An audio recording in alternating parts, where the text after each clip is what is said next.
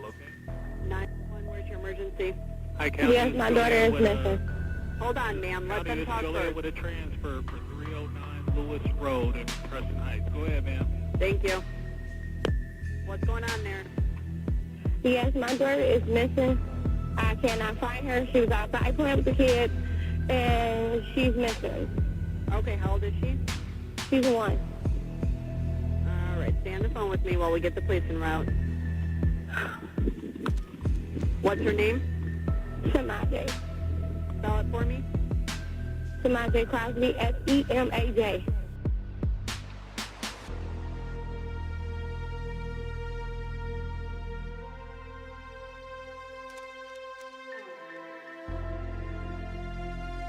On April 25, 2017, 16-month-old Semaj Crosby was reported missing by her mother, Sherry Gordon. Largely, we know who committed the murder. We believe we have that evidence. But at the same time, the Will County Sheriff, they have that evidence. We got the yeah. So I understand we talked to the police that you were going to go get ice cream because it was a nice day and your car wouldn't start. Yeah. So then take me through what happened. And then from there we just started looking for her because we noticed that she wasn't with us. She wasn't with the rest of the kids. I think me and my kids, we got about 9 o'clock and started searching the area and everywhere, and we didn't see it. But then I woke up the next morning and it just dawned on me when I started reading all these reports about them fixing a car. I said, no, that's a lie.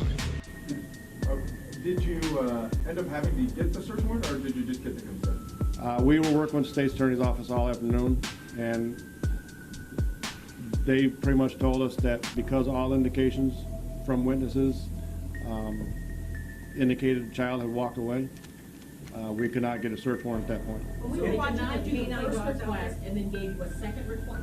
After you made the second request, is when you got the... We got consent last night from the lawyer that was working with the mother to go in and search the house. That's when we found the baby last night. And we kept saying, Cherie, where's Semaj? Where's Semaj? She kept saying in the house. By that time, I remember turning my back or something like that to walk away because the sheriffs and everybody had us crowded. So I was saying, get back, give her some room so we could try to figure out what was going on. By that time, Darlene came out and got Cherie and took Cherie in the house. We went in the house. Everybody else standing outside went in the house. It was me and a couple of more people that went inside the house. But when we went inside the house, the couch was standing up. The couch was never down. So we continued to search. I don't remember where Cherie ended up because, like I said, we all walked off. So I vaguely...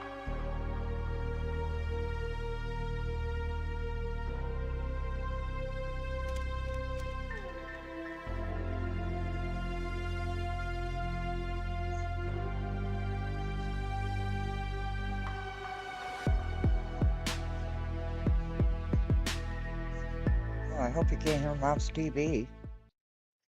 Oh, hi guys. Where am I? I'm underneath the desk. If Potato sees this, he's just gonna bury his head in his hand. I'm under the desk. I'm hiding. Hello, my West Coast friends. Our little vampire. Wyoming, Karis, Beth. We're looking for Creature. Creature, I got your message. And, I would love to talk to you. So let's go to Mir Shakur Speaks. Semaj Crosby Fight for Justice. Get that up there. Under the desk. Oh, for Pete's sakes. Can you... I'm hiding under the desk, I know. Here, kitty. I want to make sure I have that chat in there. I know. Under the desk. Oh my gosh. Jeez. I make sure I got the live chat replay. Creature, I am looking forward to talking with you. Okay, here we go. Hopefully. Good evening, and welcome to Amir Shakur Speaks with your host, Amir Shakur. That'll be me. Echo. Tonight and today we're revisiting a very interesting interesting to say, for lack of better use of the word. The topic is about a tragedy, not just in our community, not just in Chicagoland, but in American history, I believe. Um, the murder of a young baby, Semaj Crosby, out of Joliet, Illinois. Yes. And we do have a special guest who's going to Okay, be good. joining part of the coalition from the ground since day one. For those who are just joining in, just to familiarize a little bit, Oh, Semaj dear Lord. Crosby's homicide. Let me speed him up. Oh, fair use. Oh. Jeez, can you believe I gotta go back to the border?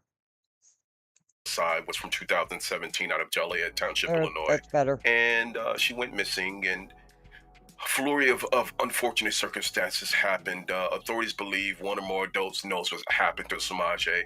So for our purpose of doing the series here, we just want to ensure that the people of interest who are involved, or whoever committed this murder more specifically, basically we want these people to come to justice.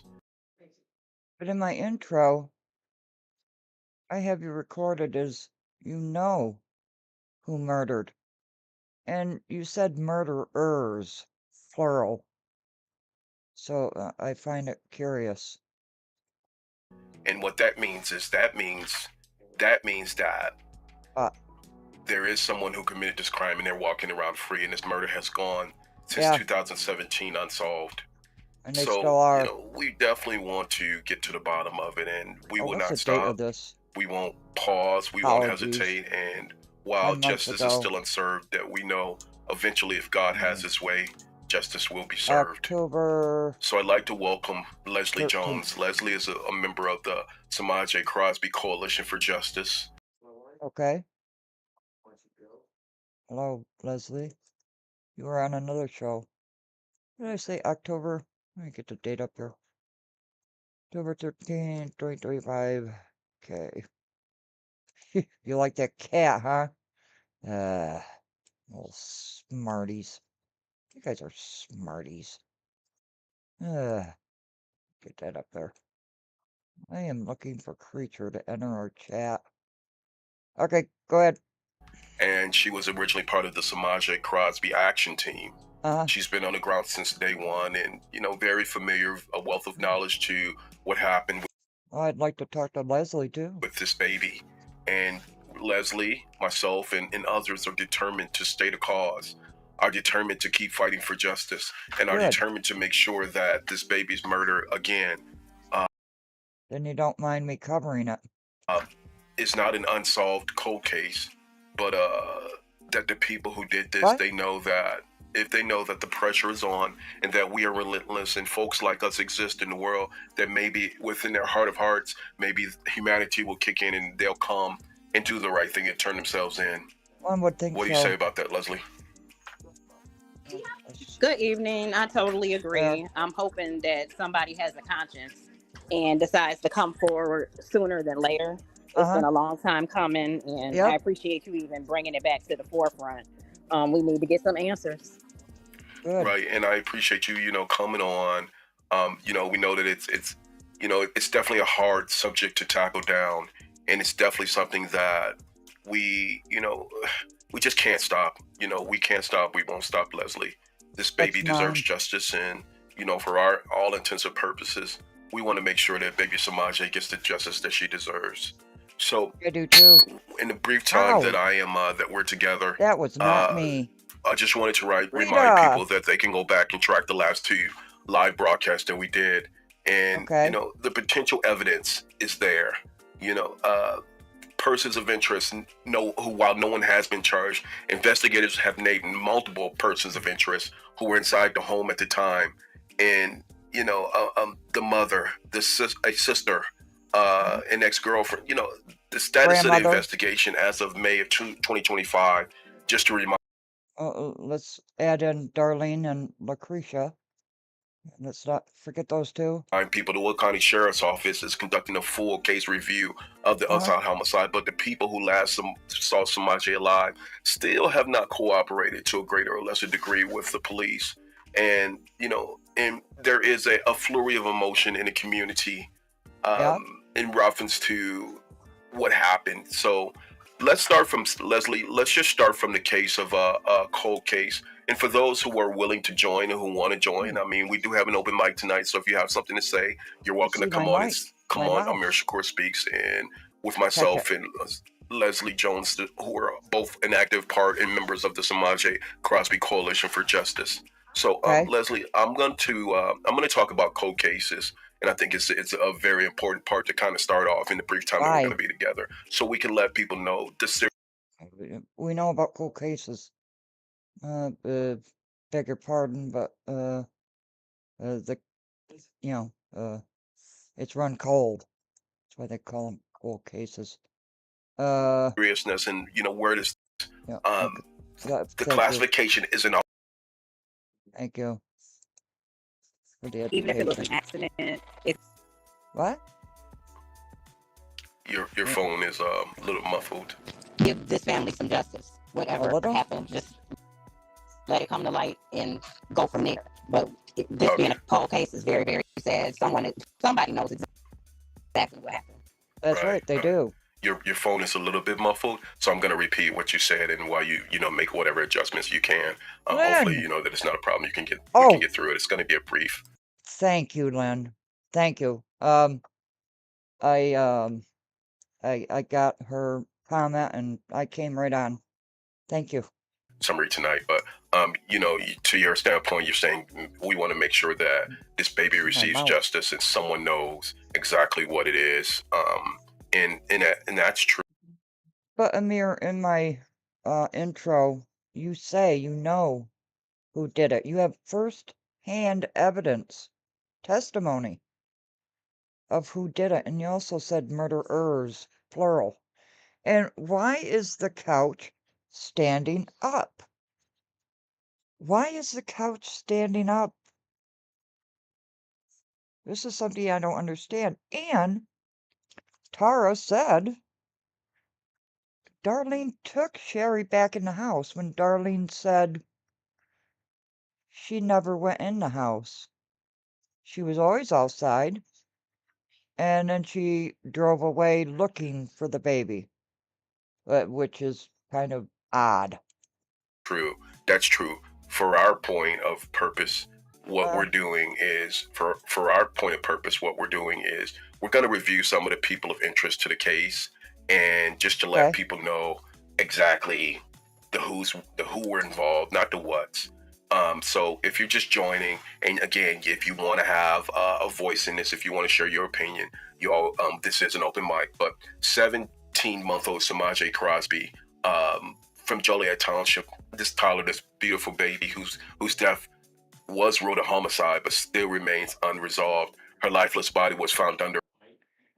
What a beautiful baby, and look at those sad eyes. Her stuffed couch in the family's home less than 2 days after she was reported missing. I believe it was 2 days. Is that correct, Leslie? Correct me if any of that is wrong. I want to say, yes, it was about 2 to 3 days from what I can remember. Yeah. 30 hours. Yeah. So the case drew significant attention due to the circumstances of her death and the repeated unheeded reports of neglect from the Department of Children and Family Services, or we call it DCFS. The details of the case: after being reported missing on April 25th, 2017, Semaj's body was discovered under a couch in her home on April 27th. The cause of death: the Will County coroners determined that Semaj's death was a homicide by asphyxia, meaning smothering.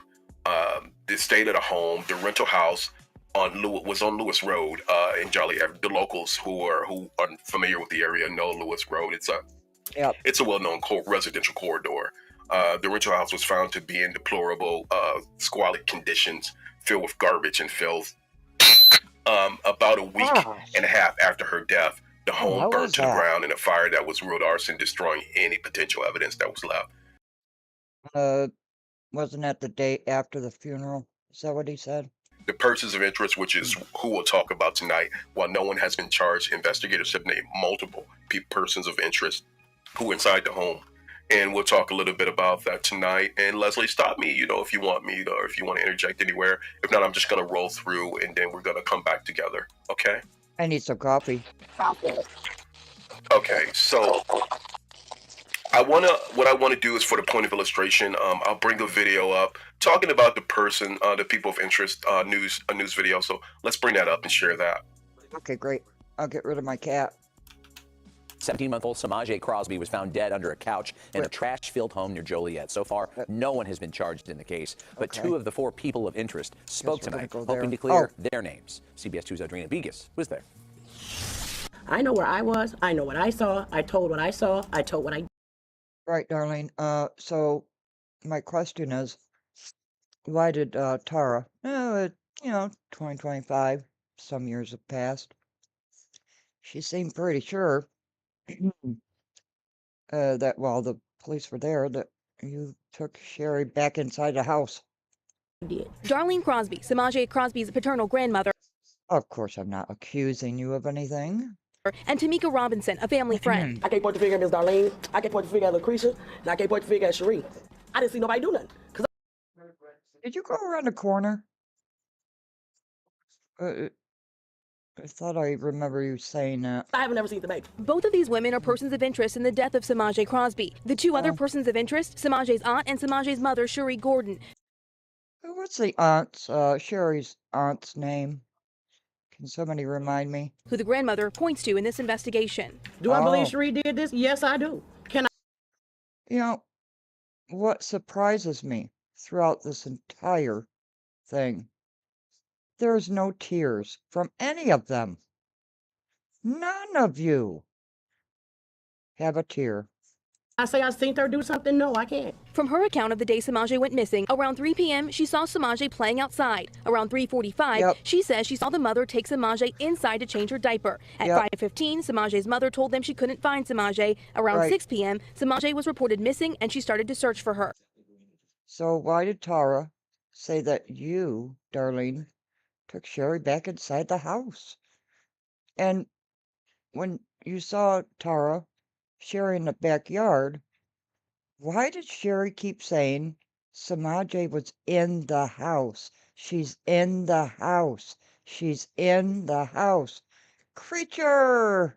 Oh, Creature, it's so good to see you. Thank you. Thank you, you and Len. I really appreciate you. Thank you so much.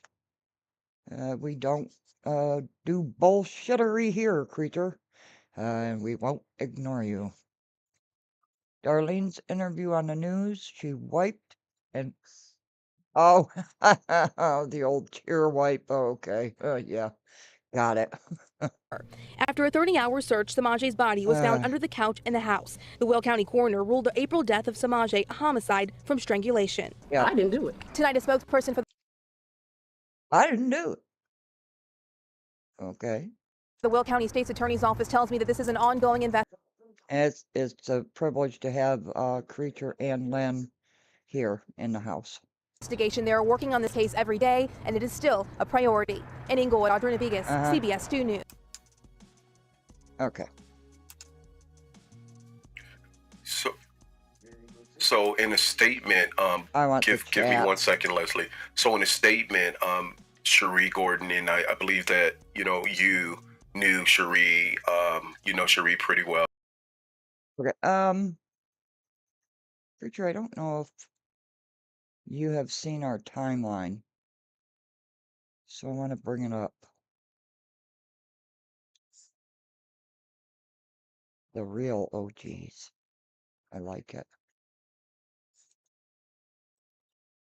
So, this is our timeline so far. Somewhere over the rainbow.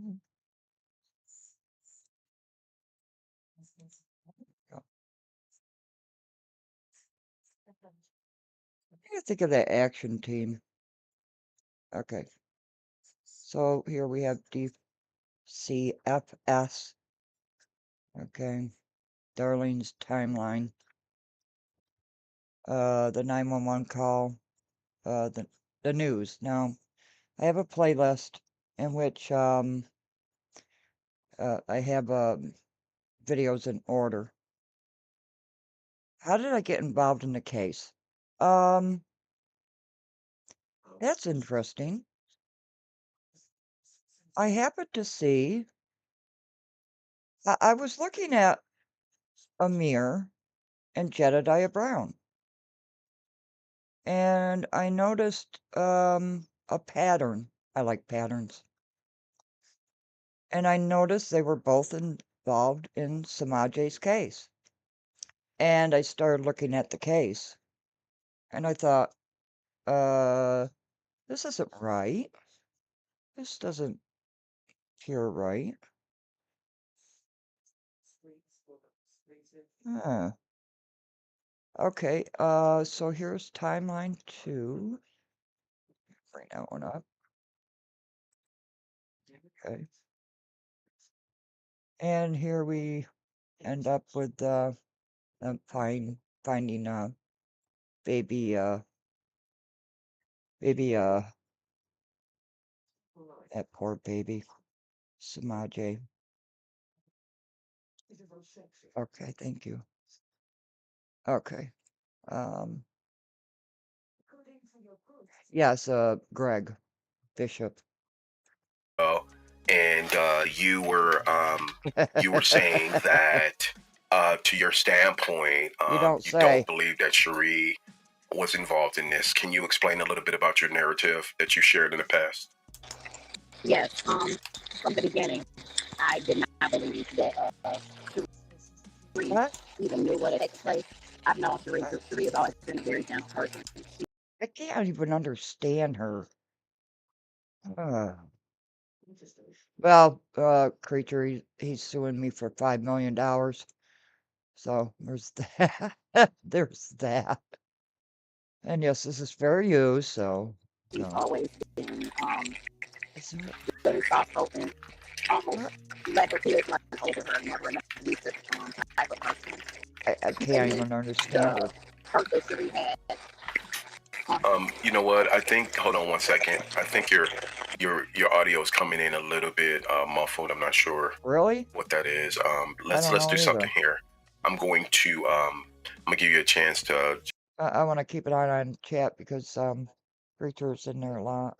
Just trying to figure out what the best resolve is right now because we definitely need you. Yeah, it's awful funny. I had Darlene and what's this lady's name? Amika. There.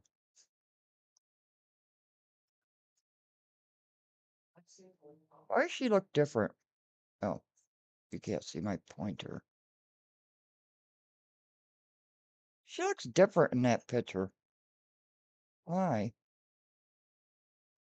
That's strange. Want to go ahead and speak now. Let's see if it comes in a little bit clearer. Am I still muffled? Yeah. Do you have enough energy or no? Oh, for Pete's Okay. sakes. All right. Okay. Yeah, Tamika. All right. For those who are just joining us tonight, we're discussing 17-month-old Semaj Crosby from Joliet Township. Okay. Yeah. Thanks. Find her mugshot. Oh. What's her last name? Tamika Crosby. I'm gonna fix a cup of coffee. I'll be right back. I'll let this play. She was murdered, and it's been a cold case since 2017.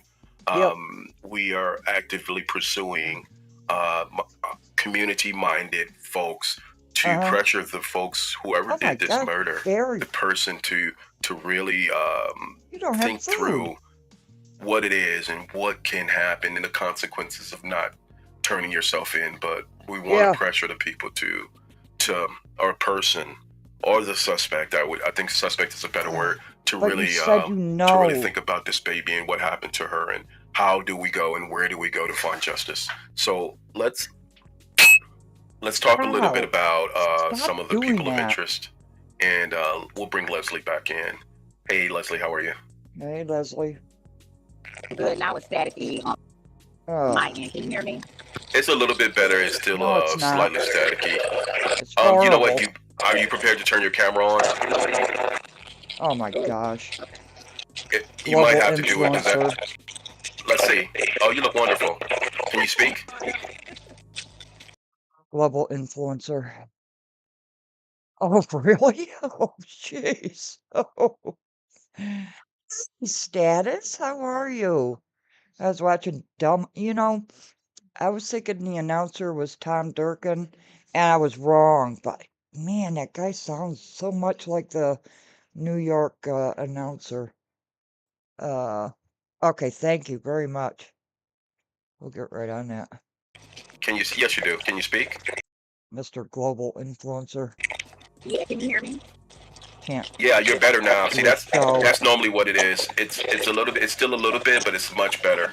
Uh-huh. Okay. Where's my cat? Yeah, Cat. I never suspected Sheree. I know a lot of other people, a lot of speculation that she had done something. Sheree. I don't suspect Sheree either. Hey, shooter. Going to bed. It's good to see you. And thank you. It's very mild and quiet. I never thought it was her. I'm not sure who it was, but I never suspected her. She was not ever in the equation to me.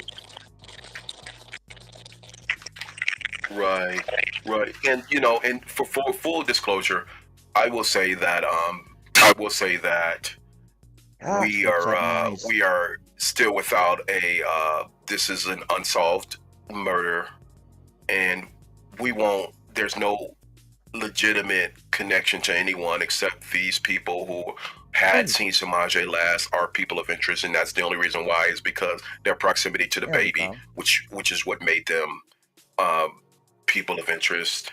Oh, creature. And so let's shut up. Thank you. Beg your pardon. I have screenshots from the beginning. We'd be working with the whole action team again. Interesting about the action team. Let's talk a little bit about it. And I did hear what you said about Sheree. Let's talk a little bit about Darlene Crosby and Tamika Robinson. Yeah. Robinson. There it is. Did you know both Darlene and Tamika from the community? Leslie? Yeah, she looks different.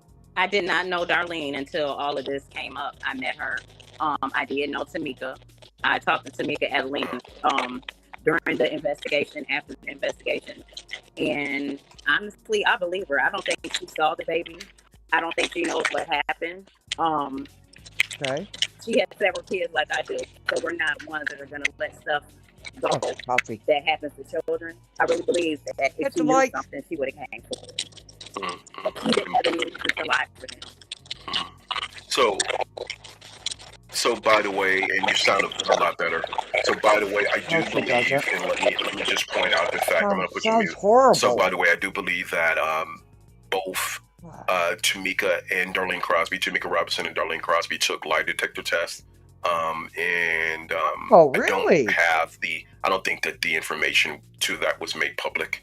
They failed. I do know for a fact that, they are aware that they are people of interest. And so going back to this particular event, it was at a church in Chicago, which I put together to try to give as much light. And, they did. They voluntarily participated in this particular press. It's always got to be about you. Tamika failed the question. Thank you. Yes. Damn it. I gotta get my notepad. And I don't want to push play. Let me run upstairs. Oh no, I'm running. I'm running. Here I come, bear. Beware of the bear. I apologize. I don't have my pad. Hi. Hi. Bear's looking at me like... Bear's my cat, by the way. Lynn and Creature. You don't mind if I call you Creature, do you? I'm a smarty pants. I'm a smart ass. You'll get used to me. Okay, there we go. Okay, Mr. Know-it-all. Conference to try to resolve or get the information out there. So I do not think that I don't think that Darlene was actually running from, or Tamika were running from the authorities at all. I mean, what do you have to say about that?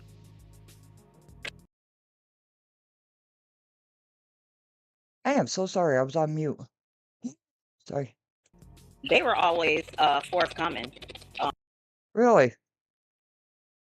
Huh. Ah, that's a good point. Darlene failed that lie detector test as well, right? Okay. To me, this is not the first event that Darlene came to where she wanted to speak.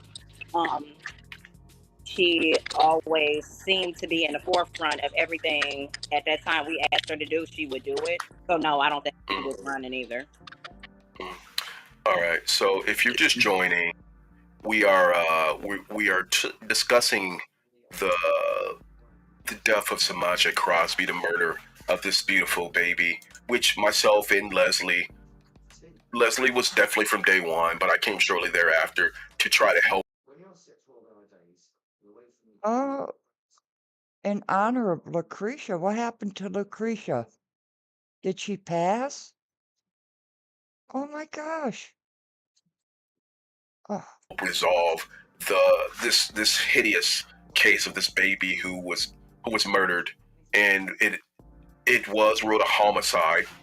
The death was ruled a homicide, to be specific. Her lifeless body was found under a couch in the family's home in Joliet Township, left less than 2 days after she was reported missing.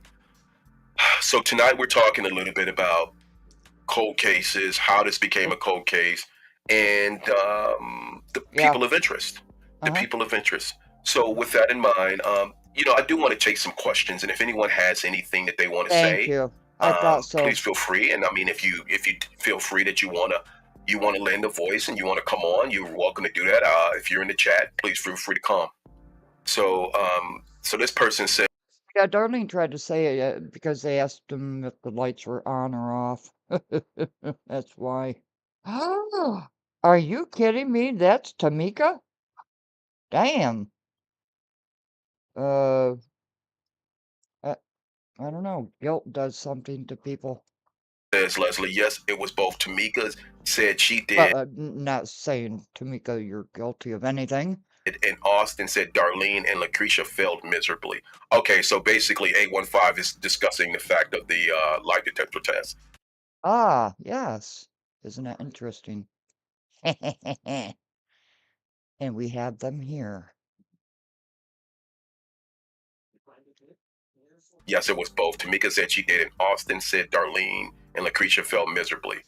Okay, so Austin, we know, is the detective who was handling the case. And basically, Tamika said she did, and Austin said Darlene and Lucretia. Wow. What do you mean, wow? What do you mean, wow? You don't know that, Amir? What do you mean, wow? You know that. You were boots on the ground. Yes. Beth, could you put in my email, please? I'd appreciate it. I didn't even know that. Did you? How can you not know that, Amir? You did. You were boots on the ground. You didn't know they failed that light? Go ahead. Never mind. I'm being a smarty pants. Do you have any idea of that, Leslie? I didn't know that. I didn't know that they.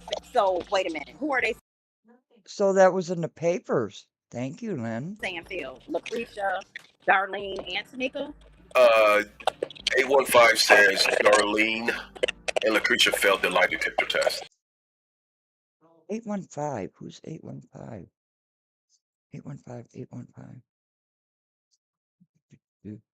815 member. Huh.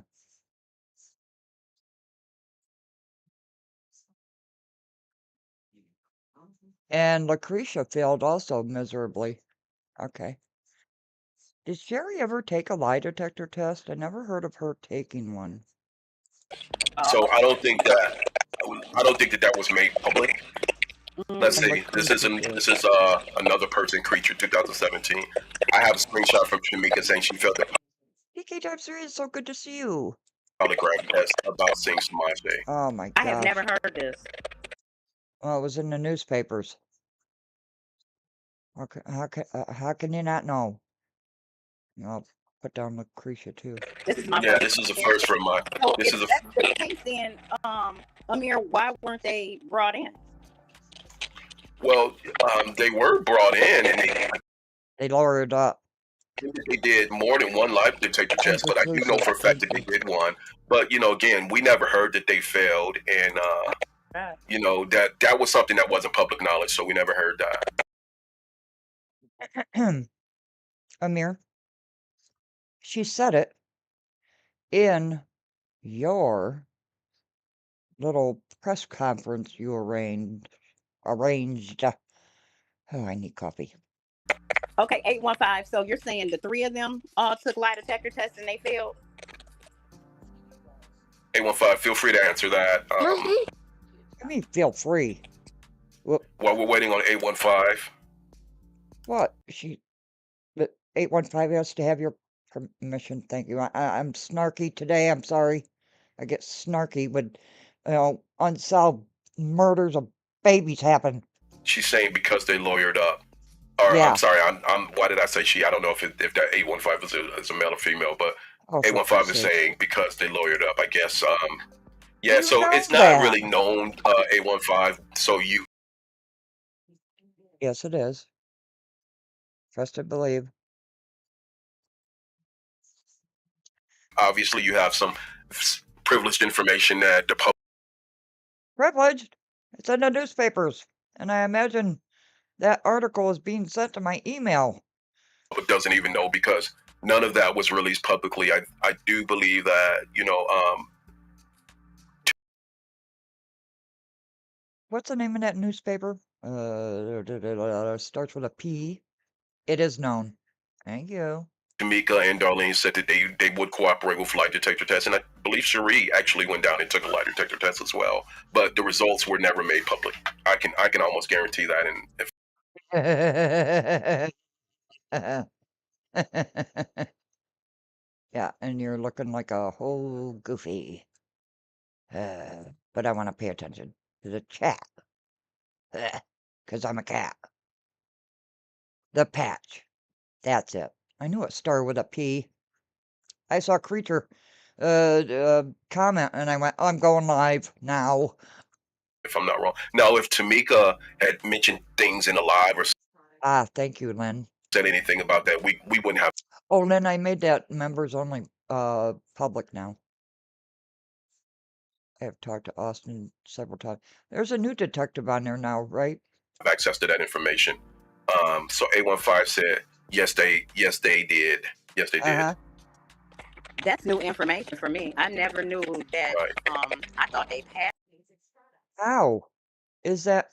Never mind. That's the lie detector. Well, I thought it was Darlene and Lucretia that took them and they passed it. I didn't know anybody had failed them. I wasn't made privy to that information. And forgive me, I get a little snarky when unsolved murder babies, the murderers go running everywhere. 815 said, I believe it was in the papers. Well, Mr. Global Influencer, you didn't know. This is 2025. You didn't know that? Thank you.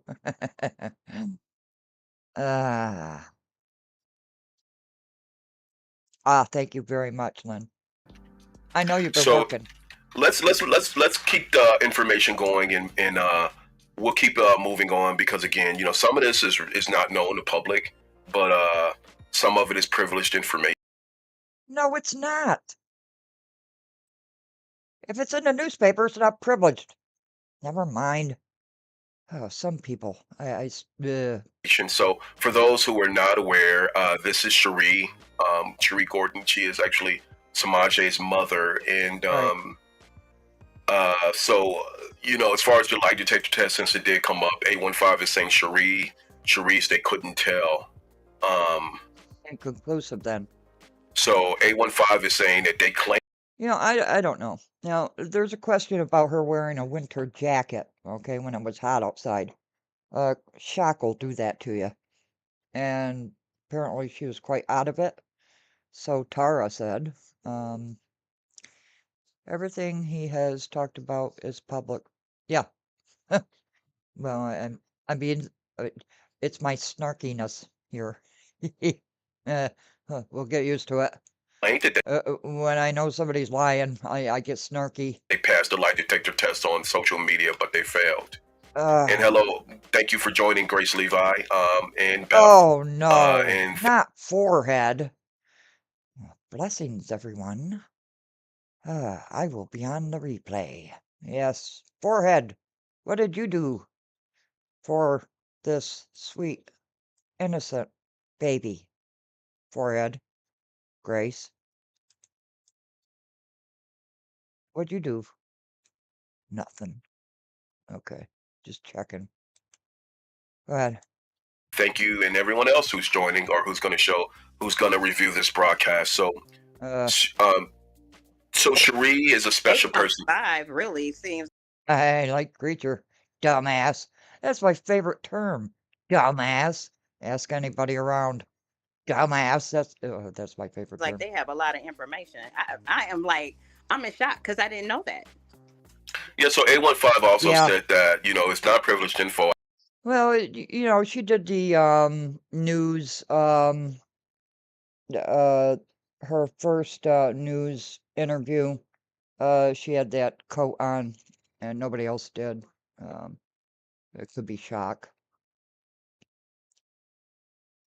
Reading articles. Well, I got it from Austin too. Well, here's the thing: if you did get that, you got more information than even we were working on the ground. Really? I know Leslie just prior to me, but we had been working adamantly on the ground, and we didn't have that level of detail. And if everybody that knows me knows that laugh. So we didn't have that level of knowledge. But you have a criminal whatever certificate thingy degree, whatever you want to call it. Who knows? Everybody seems to be getting doctorates and all that shit. Forehead. Okay. I mean, and Leslie will tell you that, through the efforts of, and I'm going to say it's a group effort, but I can specifically say that I'm the one who got the coroner's report released. I didn't have that level of it's always me. Information. I did. Well, why not? Global influencer. But, I don't want to, we're not saying you're lying or anything like that. It's just that we're just saying that, these are brand new facts that we didn't have. And that's what this broadcast is for. That's what our efforts is for, because we want to bring out new things, new facts that we don't know. And maybe for some reason we could connect the dots and put things together. How would you say that, Leslie? Yeah, That's a nice game. Helpful information. And she even said she has screenshots. You don't have to put them on here, but if you could send them to Amir. Yeah. That would be helpful in trying to get this back. I would like those screenshots. Started. Did you ask Austin himself? No. I can remember talking to Detective Austin, the lead detective on the case. You didn't talk. Never mind. Austin and him saying he wanted them to take the screenshot. I mean, to take Thank you, Lynn. The lie detector test, but I don't remember getting the results. Yeah, in Austin. I'm sorry, you could tell when I don't like somebody, I get snarky. We did talk to Austin. I actually talked to Austin on a few different occasions throughout the investigation to see how we could assist from a community standpoint. And see, this 815 member has a lot too. Keep going, and I'll let you know. Okay. Was no stranger to going into the community and trying to solicit information from the community in meetings and sessions. So yeah, we did have communication with Detective Austin. Okay. He was very open about the case. Oh, 815 said, I have a lot of information. Keep going. I will let you know. We'll keep going. We'll keep going.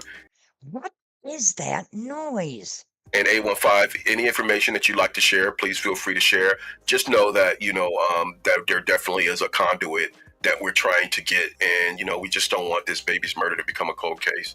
So, Guess what? It's a cold case. And yes, Austin was very open about the case to a greater or lesser degree. But unfortunately that did not lead to prosecution. So, and that's the unsolved piece. That's the piece that we need to get to. Definitely. 815, were you able to give Austin this information as well? Because if you did, I'm trying to figure out where it went wrong. Well, 815 said they talked to Austin about. They got the information from Austin through conversation, I guess. Correct me. But yeah, if you can clarify that, 815, that would be great. And while we're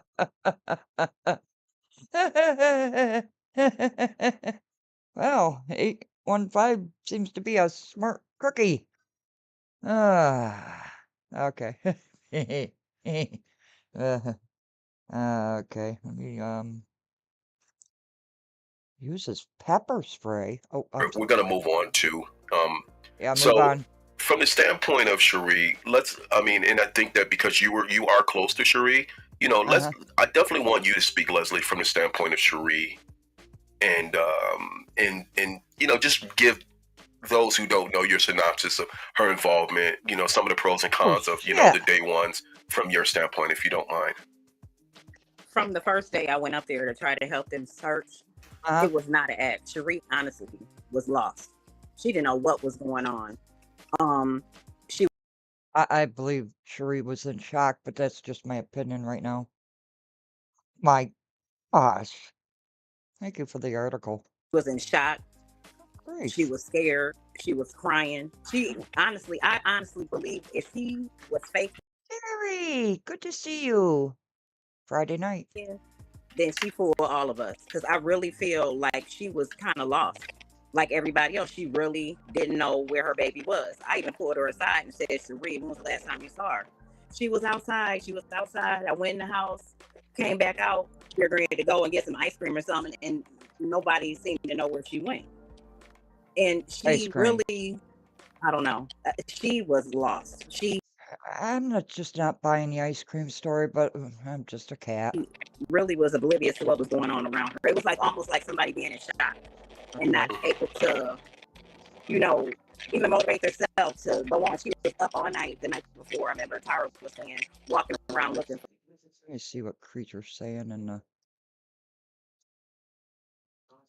Sweet peas. You call me sweet peas. I love that. Oh my gosh.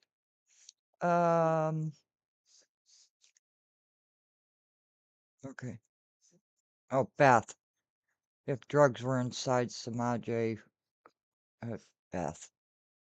For her. Right. A person that knew where their child was, I don't think they would play it off to that extent. Rumor has it, oh yeah, Percocets. Yeah. Darlene selling Percocets while the search was going on. And walked the neighborhood the whole night by themselves looking for their baby. I can't see that happening. No, not me either. I can't see that. So if you're just joining, we are discussing the murder of Semaj Crosby and the active investigation that was just recently reopened, as I would like to say. And how can it be reopened? It was never closed. My God, are you kidding? Look, you have what is that, Beth? A criminal, what? He has?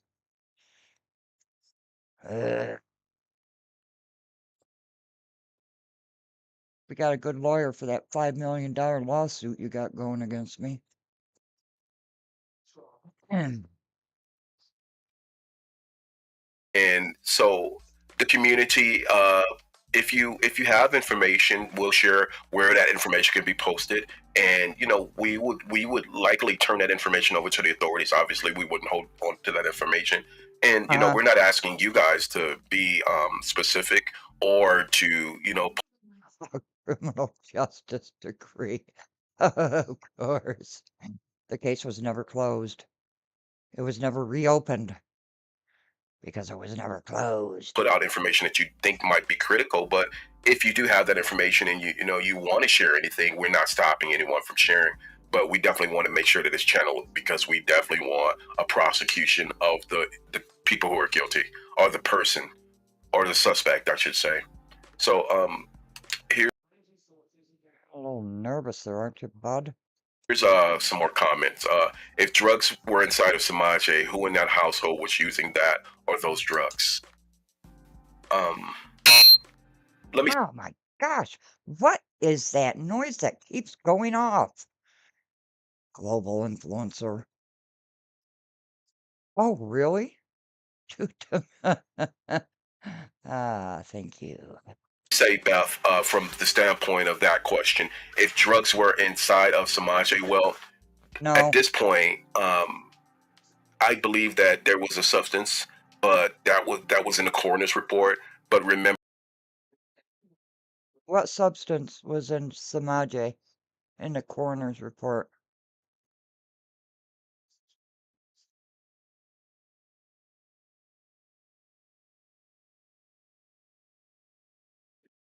Sleeping pills? Benadryl?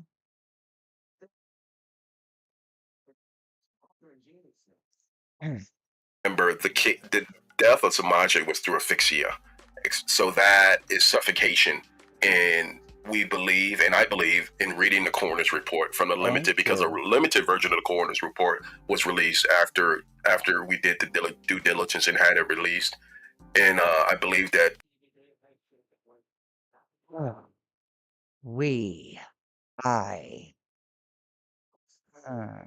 Thank you, Lynn. I didn't think so. Mr. Global, never mind. Shut up, cat. the suffocation was from the baby drowning. What? What? Oh, yes, Wyoming. What? There was no bruises, no markings. But, the bugs. The cockroaches. Let me say, Beth, from the standpoint of that question, if drugs were inside of Semaj, well, at this point, I believe that there was a substance, but that was in the coroner's report. But remember, the death of Semaj was through asphyxia, so that is suffocation, and we believe, and I believe, in reading the coroner's report from the limited, because a limited version of the coroner's report was released after we did the due diligence. It's always got to be me. And had it released, and I believe that the suffocation was from the baby drowning on her. That is not. Drowning is not suffocation. Dear Lord in heaven. I have not taken a calming pill. I have my coffee though.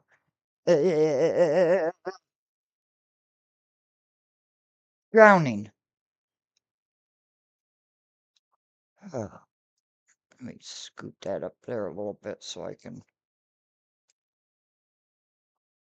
Yeah, you heard that, didn't you, Beth? Oh. I get it now. I got it. It just clicked in. Thank you. The death of Semaj was through asphyxia, so that is suffocation, and we believe, and I believe, in reading the coroner's report from the limited, because a limited version of the coroner's report was released after we did the due diligence and had it released, and a creature, I just got it. It just hit me. I believe that the suffocation was from the baby drowning on her own vomit. So. Oh, she drowned on her own vomit.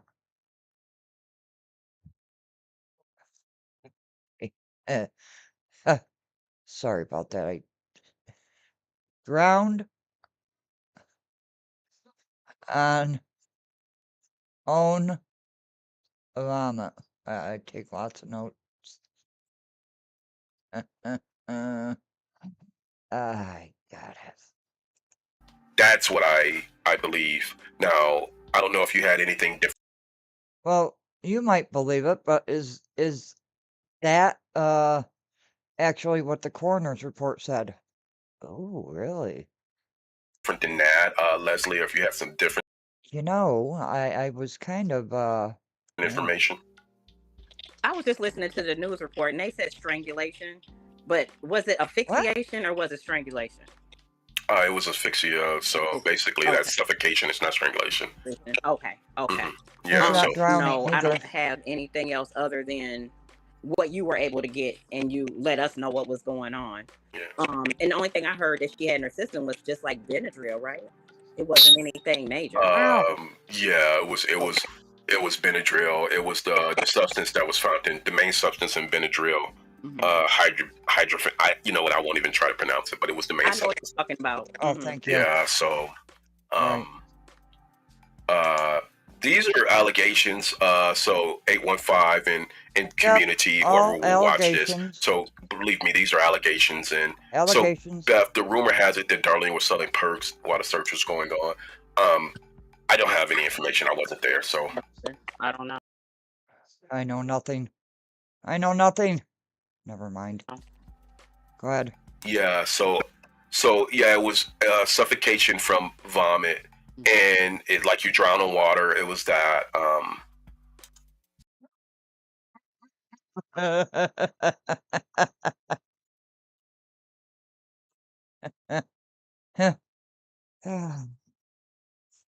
Astounding. As let me go outside and bang my head against a tree. Thank you, Beth, for reading my mind. So Grace Levi said, "I pray I can help you." The coroner report. I'm going back and forth with them now. Yeah. So we do know that because it's a current investigation, they may not be as willing to release the full details of the coroner's report. But Leslie, you do. Well, we are going to hear quite a few first things we've ever heard here, creature. Appreciate you. Remember when we had that report released, there was limited information that was released to the news. So we saw a limited version of the report is what we saw. Oh, okay. So, well, Grace Forehead's on it, so hey. I want to talk a little bit about why does he make that noise? We'll get off of Cherie for just for intents and purpose. We'll come back to that. Amir, are they actively working on this case now? Yeah. Well, no. I mean, we don't know if they're actively working on it. I mean, they opened up this case.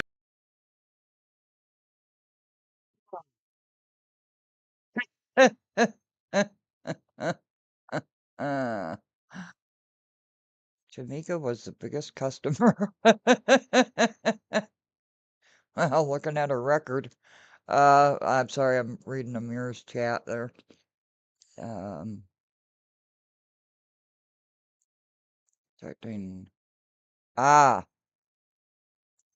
we'll talk a little bit about that towards. Is that what that is? Feedback? Yeah, they actively opened up the case. I did talk to the detective on the ground, but. What do you mean they actively reopened the case? The case was never closed. Dear Lord in heaven. As far as them actively pursuing it, I don't know. I mean, I do know that they did make a report that there is a refusal to cooperate from people of interest. So, I mean, if they cooperated, several years back, Yeah, so if you know who the murderers are, why don't you tell them to cooperate? I love my job. I don't get paid, but I love my job. I'm retired. I mean, I just don't, and it's a floor. It's not a one-way street. It's a two-way. It's a two-sided street. So, if it were my child, I would do whatever I could to try to get this resolved. So if there's a refusal now, I don't know what that's based upon. I do know there was a refusal in 2017. Does anybody know about that couch being upright? Is that what it is? The mics are, it's irritating. that the family members, at our request, were doing whatever they could in order to get it resolved. I do remember that specifically, and there was never. Okay, 815 says body was found under the couch. Police called it a homicide by smothering. By smothering? You know, I was wondering about a pillow. I was wondering about the pillow. Now I have the date of the fire, May 6th. Am I correct on that? Never any hesitation at any point. It wasn't. But I would, if it was me, I can't speak for anybody else. I would have been going down there once a week checking What? Yeah. the status. Trying to figure out, I can't say how anybody else is doing. But no. Especially in my home. You're going to have to figure out something. Yeah. So let's talk a little bit about some more of the people of interest. I just want to show this video. So basically, I was, I'm not not say I is not, because it was. You continue to say it. It was a collaborative effort of the community, but there were certain things that we did, Leslie, and it was a small group of us. But this is the interview with James, the father, with WGN, and then we'll come back and we'll discuss that a little bit more. Why? Amir, it's astounding to me how much you talk about that settlement. That's all you seem to want to talk about is the settlement. As far as James, give me 1 second and I'll play this. Why? Go ahead. James Crosby says he has seen so many rumors about the case circulating on social media, but he is waiting for the truth. He's speaking publicly for the first time because he wants charges filed wherever the facts lead. Something has to happen, you know. It's going on too long. It's been 5 months since 1-year-old. Oh, James, you're not crying either. What is it with the lack of tears? I can have my opinions. I have a lot of opinions. Go ahead. Semaj Crosby was first reported missing in Joliet Township. A frantic search followed, only to end. Well, look at that DCFS report. I mean, it's astounding. This family.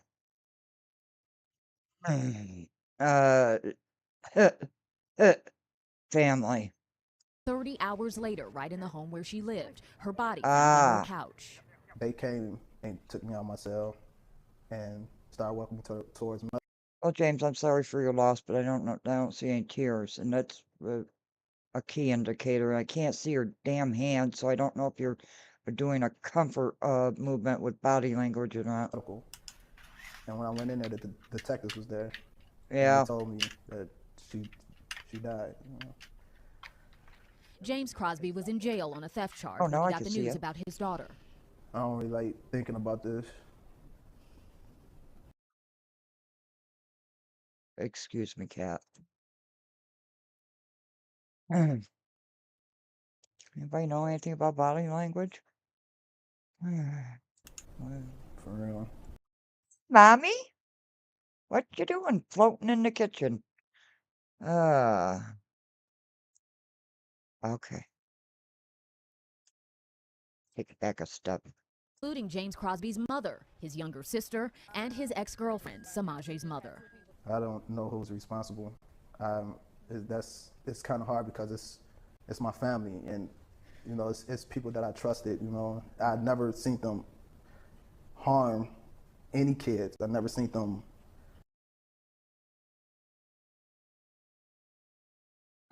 Sorry. No, shut up. Shut up. No, be just outrageous to any kid. Will County authorities. You never saw it, right, James? Deemed the home uninhabitable. It later went up in flames, suspected arson. And Semaj's case has raised serious questions about DCFS, which had been investigating allegations of abuse. A caseworker visited the home just hours before the girl GB, how are you, my friend? Disappeared. James says he didn't live there and never suspected someone would hurt his child. Okay, James, go ahead. If it's an accident and it's a cover-up, they still need to pay because it should have just came out.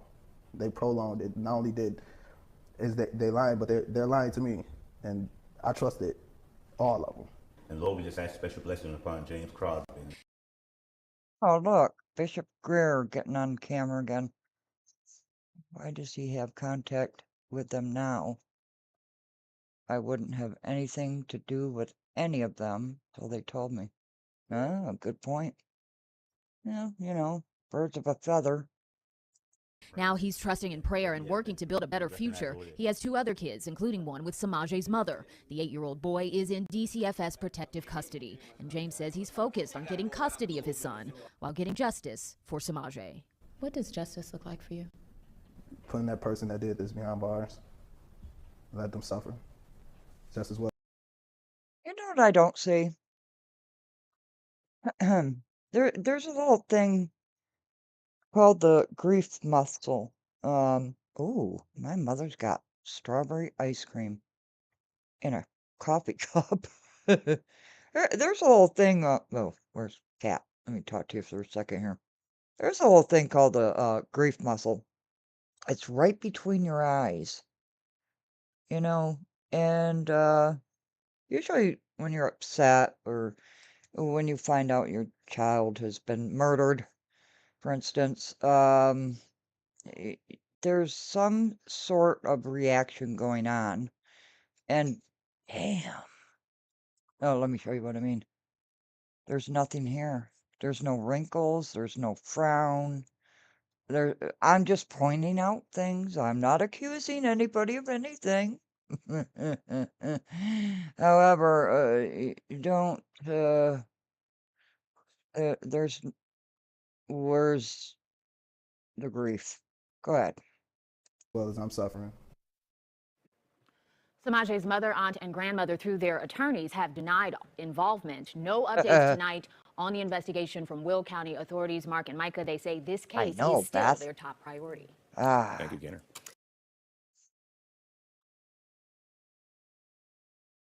Yes. All right, Leslie. So yeah, he was. Oh what are your thoughts? And as you do know that I was close to James and yeah, you were really close to James.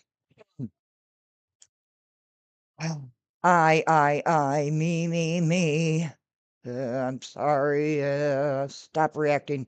Just shut up and let it roll. is to mentor him through the process. And I believe once he got out of jail and, within weeks, I just feel like he needed someone who was a mentor to kind of help him through the process. And I think that's what we in turn tried to do. We tried to not only just be a mentor, but we just wanted to make sure that his even with the struggles that he was going through, as far as fighting his incarceration, fighting his cases, that he had a level of positivity and people who were willing to help him without all of the extra. What would be your opinion as far as James? I'm sorry. Thank you. When you start I appreciate that. Okay, go ahead. started mentoring him, I think we had kind of discussed we had differences, and it was kind of done. So I didn't have a lot of interaction with him, and I don't know James that well. So I don't know. He seemed like he was sincere and wanted to get justice for his daughter. So Yeah. What is she saying? Okay, your voice is. Your mic is a little bit muffled again. But let me see something here. Will you please fix it? So let's do this. While you're let's do this. We're gonna go and we're gonna take some more. We're gonna take some more information. What I would do. This is what I'm gonna do. If anyone wants to come into and just share information, you're welcome to. What I want is we don't want anything that's gonna be accusatory, but you're welcome to share your opinion. And we definitely don't want to get sidetracked. Here's a comment about James. Let's not forget James is as guilty as the rest of the family. He abused his boys. So, Creature, I'm not aware of this. No? I'm definitely not aware of that. And again, if there's inside information, then, Did you look at the DCFS report at all? The 22-page report? Maybe you want to check it out. It's in the playlist. You always have the opportunity to channel that to the authorities. There's really nothing, from the standpoint of that we can do. But if that is the case, that is tragic. Grace Levi, Grace Levi, this is what she said, as far as, and she, thank you, Grace, for actually being engaged as well. She's an influencer, and y'all shout out to Grace Levi. If you Grace Levi. Dr. Forehead, the influencer. Oh, go ahead. can look her up and follow her posts. I'll post her YouTube page also in the channel as well. But she's been excellent in just being engaged in this effort over the course of the last 3 broadcasts and being involved. So she said, I have a lawyer looking into it now. They can release it just like they did before with redactions if needed. She's in what Grace is referring to is she's talking about the coroner's report. Have you had contact with the Crosby family? Have you had any? Okay, so Creature is asking, Creature 2017 is asking, have you had any contact with the Crosby family? I guess you're asking Grace that because obviously, you know, we have. But yeah, so let's see. I don't believe Grace has.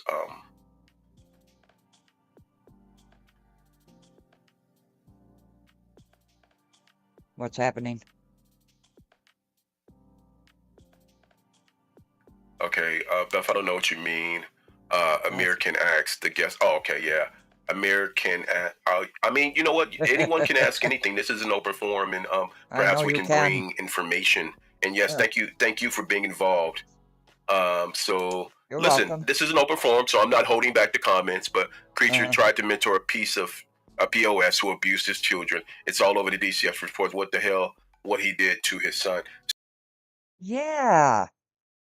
Did you read the DCFS report, the 22-page? So again, I mean, so Creature, no, so we understand the emotion. I just want to be very clear about this. I'm gonna mute and I'll be right back. We understand the flurry of emotion from all sides of it, even internally.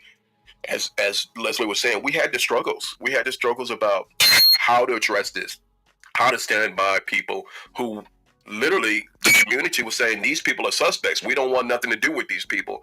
And the standpoint we had, well, you know, the thing is that until these people are 100% proven guilty, you know, they are innocent in a court of law. So my thing is that if we can push them, whoever did this, if we can be in their ears, stay in tune, let them know that there's a lot of public pressure, keep that communication going, then maybe that will influence them to come forward, because it just didn't seem like the law was doing a good thing or doing the right thing. So that was our goal. That's where we were coming from. It wasn't anything else. So, you know, when I say mentor, it's because, you know, basically, you know, the time and the circumstances called for that. And as far as all of these other extra things, I didn't have inside information as far as, you know, that. And even when we were on the ground back in 2017, a lot of the information from the coroner's report, even though we had that now, we didn't have that. We didn't have a lot of that information to go off of. Don't understand how he could be around any of them until they told the truth. Don't understand how he could be around any of them until they told the truth. So yeah, I mean, are you saying something, Leslie? Are you talking to? Thank you. Okay, I got you. It was all in the DCFS. Read it from beginning to end. Yeah. Yes. So again, it was in the DCFS report.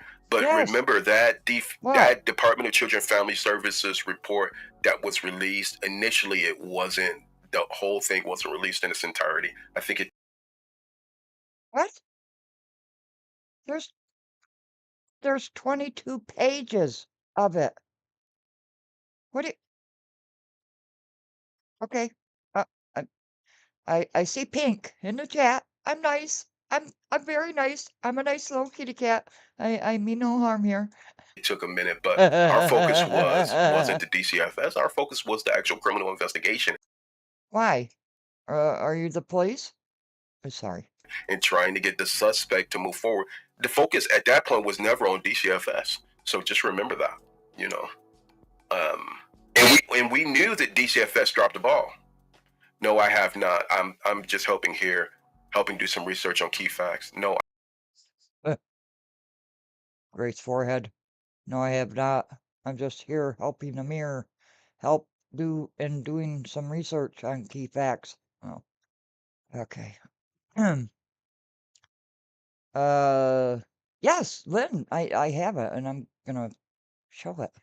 I'll go to my playlist. Well, I have not. Okay. Why? This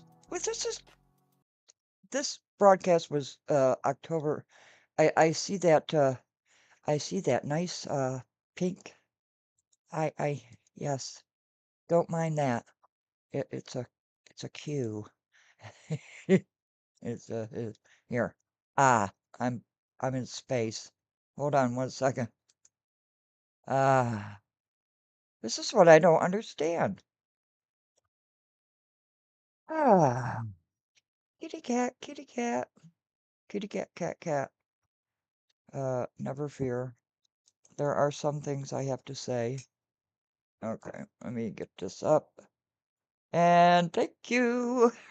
Guess I'll need that pink indicator quite a lot. I think. Okay, here it is. Da-da-da. Da-da-da-da.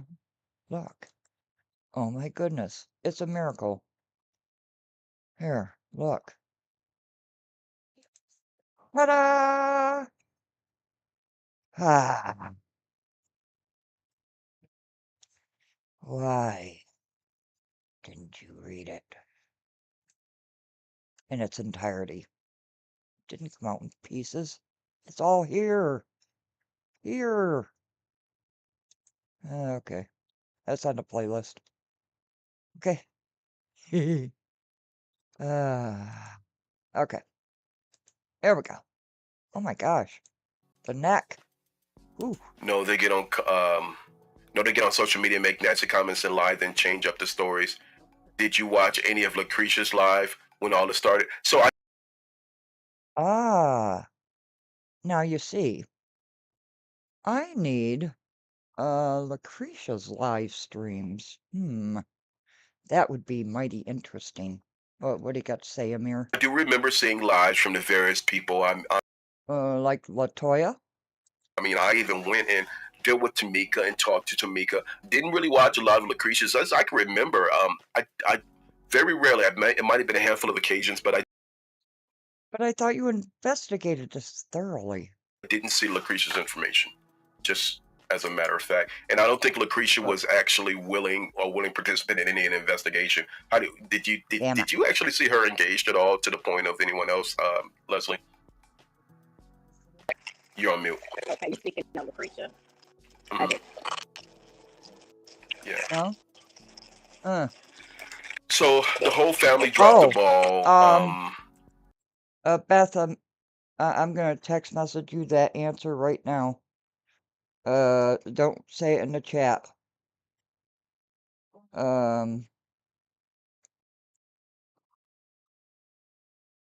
so sorry I didn't let you know, and sorry about that. I mean, a subjective opinion. What I would say to that point is the whole family is suspect, and they're notated as suspects in this case, even as we speak. So we'll have to let that speak for itself. Oh, okay. Okay, I've talked to Tamika a lot too. Right. And Tamika was one who, she was reserved in what she said, but she was never really seemed like she was running from anything. She always seemed like she was really willing to talk. She ran her mouth at a gas station. Oh. What'd she run her mouth about? Well, you know what? If she did it in a personal or private situation, that's different than taking it to the authorities and taking it in the courts of law. Yes, this is a professional investigation. We are not active law enforcement here.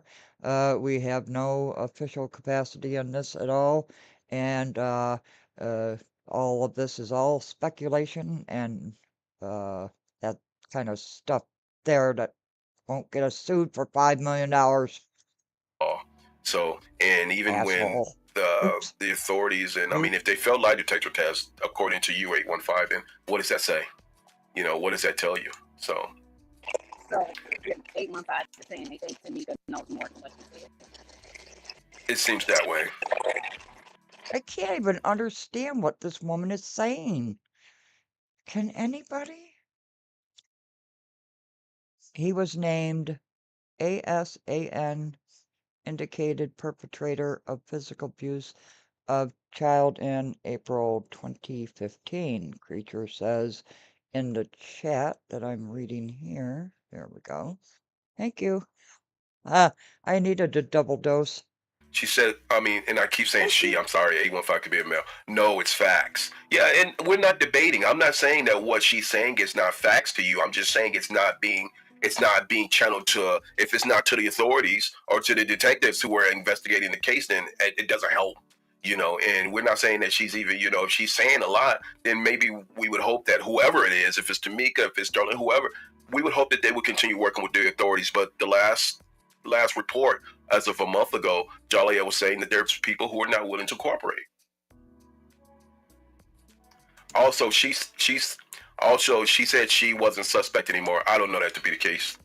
If anything else happened, this case has been a cold case for a while, so that would be the only reason why she wouldn't be suspect anymore unless the authorities told her that directly. Again, we wouldn't be privileged to that information. Okay, this is another one. He was named, assigned, indicted. Okay. Deep breath. Indicted predator of physical abuse of children. Do you know who this is, Leslie? No. Who was named? Indicated. James. You don't read reports, do you? For Lennon, Creature, if you see the cat moving, I'm muted. I'm saying all kinds of things in the background that aren't for public consumption. I'll put it nicely like that. And perhaps that's why you see purple shit. Reminding me of such. Just to give you a heads up. I wonder. And what about Wesley? Perpetrator of this April 2015. No. Okay. No. Okay. All right. Okay, so let's go on to a video that highlights what's going on with and we'll continue really getting we'll continue with the public information as well. Listen, if you guys have any information, I think it's pretty, you can always talk to the township, you can talk to the sheriff's department and channel that information correctly. I think it's the appropriate thing to do. But I mean, even if you want to be anonymous and you want to share it with us, we're more than forward that over. But please think about that, because I think that's an important piece. So this is about the 2 year. It's been more than 2 years, but I just wanted to review this one more time. So if anyone who's just joining us and they're not familiar with Semaj's case, then I think that this is very critical. So let's watch. Okay, critical. Anniversary. 2 years ago, 17-month-old Semaj Crosby died. Her death ruled a homicide, but still no charges. We pray that today, and we proclaim today that this will lead to the answers that we seek, and that this family will be able to have some type of closure. A group of friends, family, and officials braved the weather to remember Semaj. They planted a tree to live and grow not far from the Joliet home where her body was found.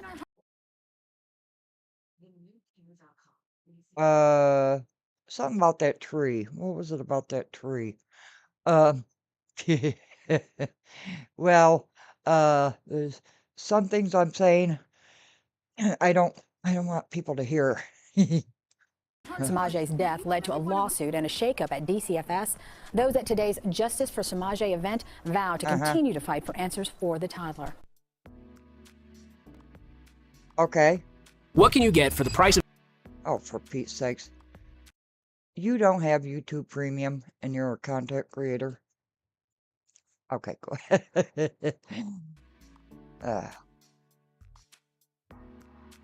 You're muted, Amir. All right, sorry about that.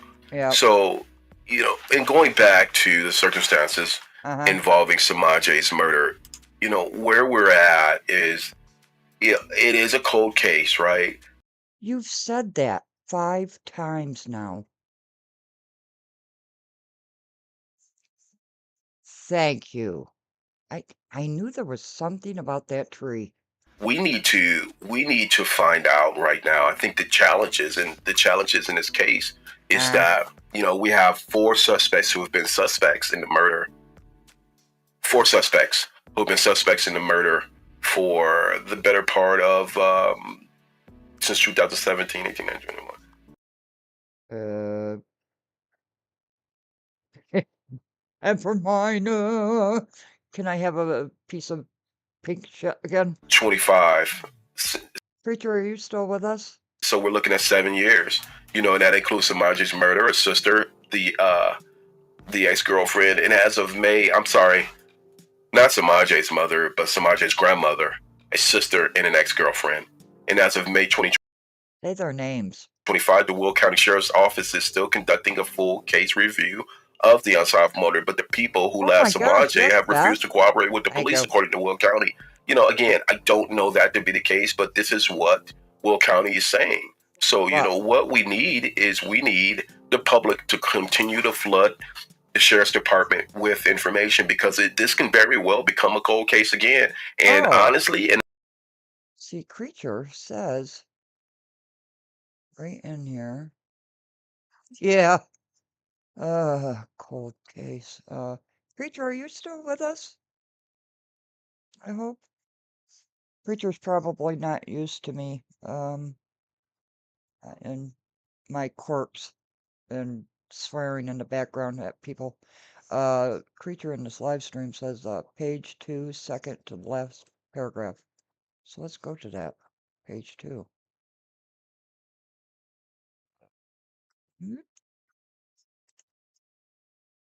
We are very serious about this case. And I might laugh, but I'm not laughing. It's not a happy laugh. It's a pissed off laugh. Okay, page 2, come on up.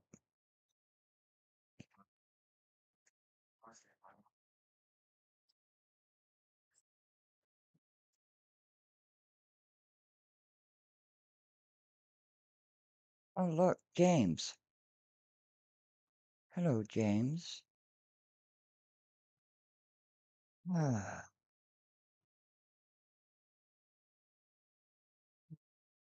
Don't be incarcerated. Uh-huh. Physical abuse, April 15th. Yep. Bingo. Okay. I hope Creature is still with us. You're probably not used to me. in another few years, I mean, it's dead. It's dead in the water. I mean, unless through some strange, extraordinary circumstance, I mean, you know, there's still enough time that this baby's murder can be resolved. And I think the public knows a lot about what's happening, what's going on, and people are not willing to say it. But you know, the people of interest in the murder. Okay. I'm going to continue to play this. Because, get this back up. Len, can you make sure Creature's still with us? They might not know my sarcastic laugh. It's not a laugh. Criminal investigation remains an open case with Will County, with the Sheriff's Department. I can remember at one point there was a sit down with 30 of the Will County Sheriff's Office officials, even the sheriff himself, and myself and one of my associate directors, or an associate director, and we urged the Will County to make the Sheriff's Department himself with the sheriff to make charges to close this investigation out. They never did. We pleaded with them for the course of about 2 hours, and then ongoing throughout the investigation while we were doing things on the ground. The campaign was to have the investigators to close this case out. Largely, we know who committed the murder. You know who committed the murder. Okay, thank you. It might be the time zone. It might be my time zone. I believe we know we have that evidence, but at the same time, you have that evidence. The Will County Sheriff, they have that evidence. Okay, so everybody knows who murdered, and you, Amir, know who murdered this little baby. Got it. Go. they're going to continue to be people of interest. And if someone's saying, like 815, like you were saying, if someone's saying that they're no longer of interest, we don't know that to be the case because Will County has named everyone who was literally involved in it. Now, if there was through some strange circumstance, if they were removed, then we wouldn't know that. We wouldn't have access to that information. Okay. So.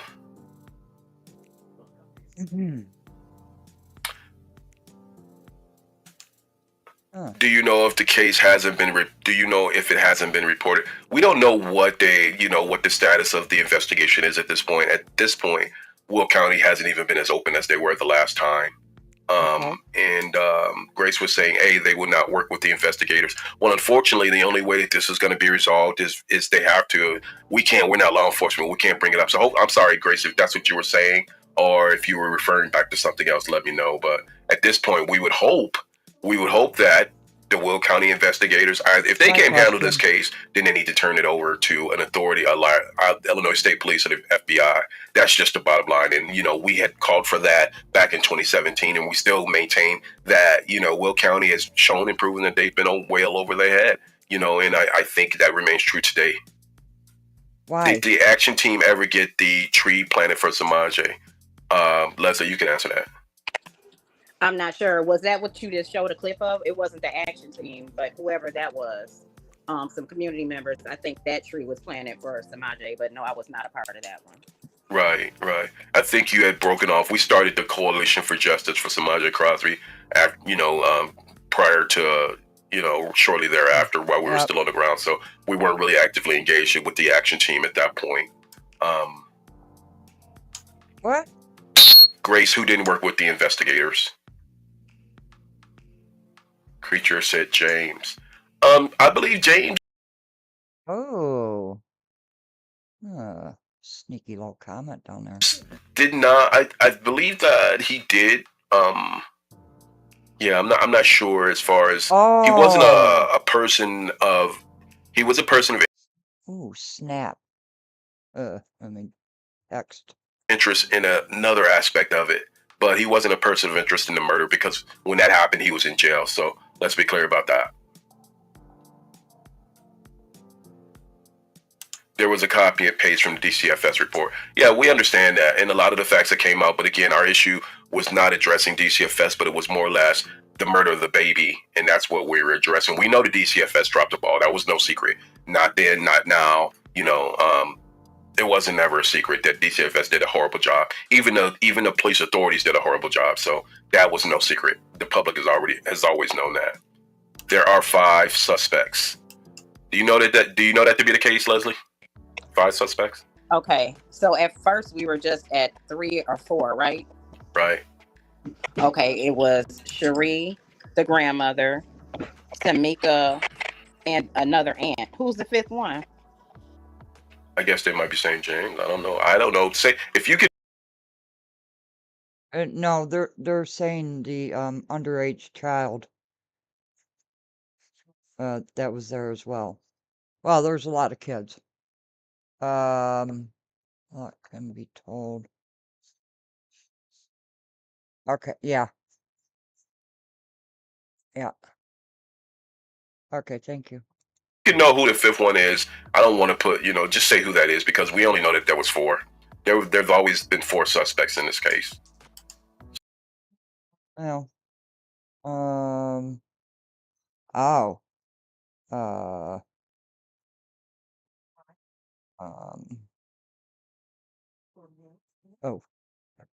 So if there's a 5th one, let us know. Creature said, I have talked to detectives and I'm not at liberty to discuss what we have discussed. Yeah, we don't want that information. If it's confidential information, keep it confidential. We just want the case resolved. So hopefully this new phase of it, hopefully this will be resolved. I'm not sure what you mean. I don't believe that is the case. Now Nunu is of age and they should question her.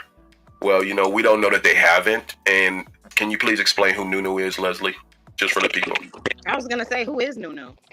Nunu is Darlene's youngest daughter. Oh, the other aunt. Okay. What? Okay, go ahead. Okay, so now I see why they were saying it's 5. I don't think they ever, when we were involved, they weren't talking. I don't think they talked to her because she was underage, and I don't think they were allowed to talk to her. Yeah.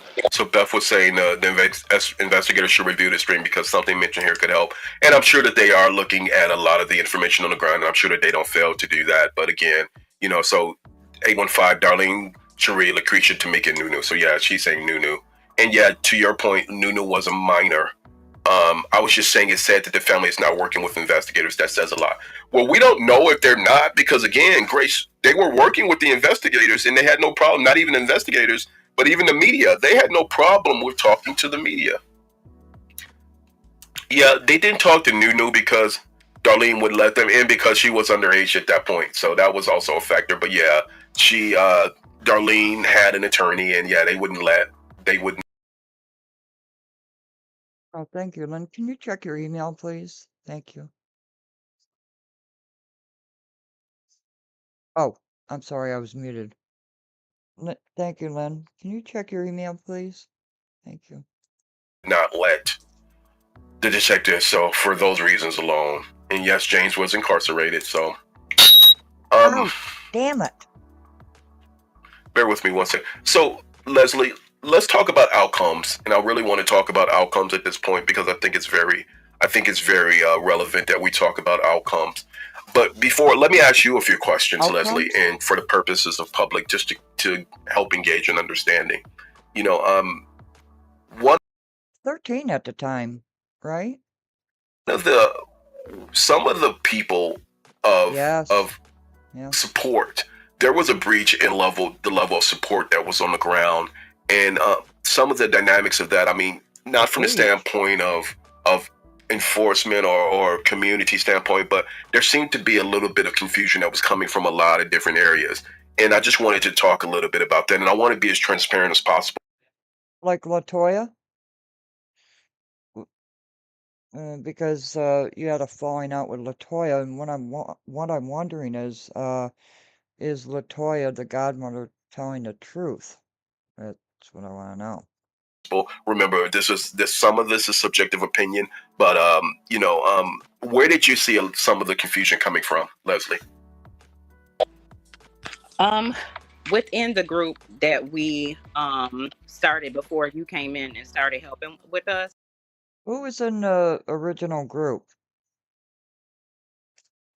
Notes.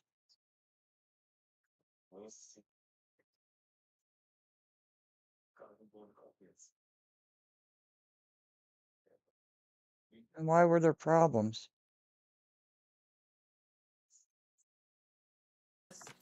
Yeah. The confusion came in from, I think, everybody wanting it to be run a certain way and it wasn't done. I know a few of the members had a problem with me because I engaged with the grandmother, with Cherie, with everybody. My thing is, and I've always stood from the standpoint, I'm not God. And I was the action group, I'm assuming. Not there when whatever happened to that baby. God rest her soul. I can't judge anybody. So I know they were upset with me because I went across the board and talked to everybody. If they needed help or something, I would. Well, 815 is saying, Leslie, are you still with the action team? Uh-huh.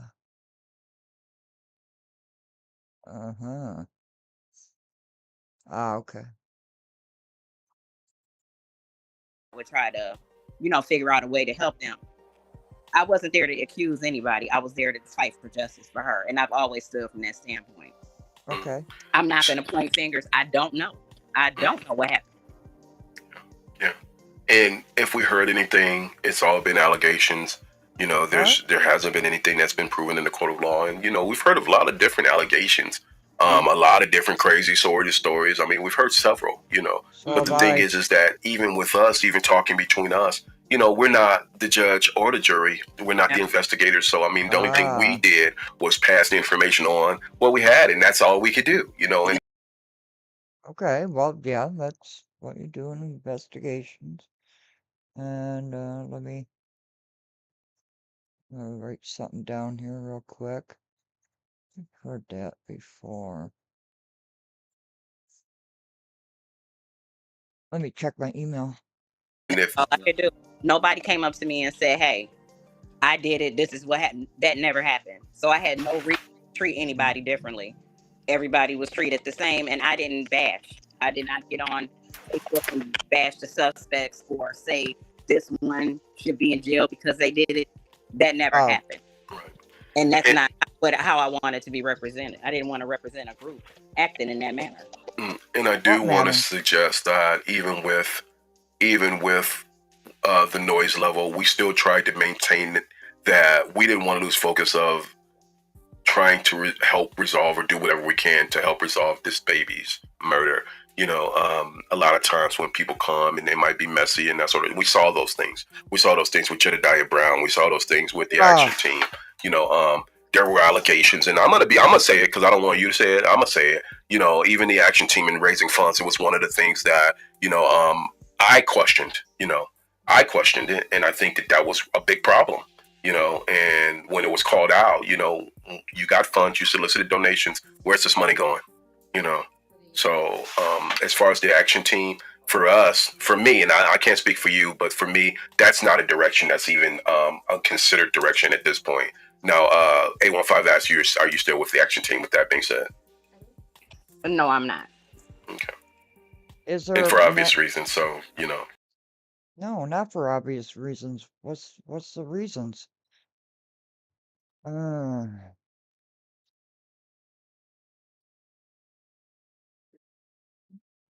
Shoot. Leslie doesn't, you know, just she wants to be, she doesn't want to get into that noise. But I mean, I just specifically told you that there were issues that were on the ground with it. You told her.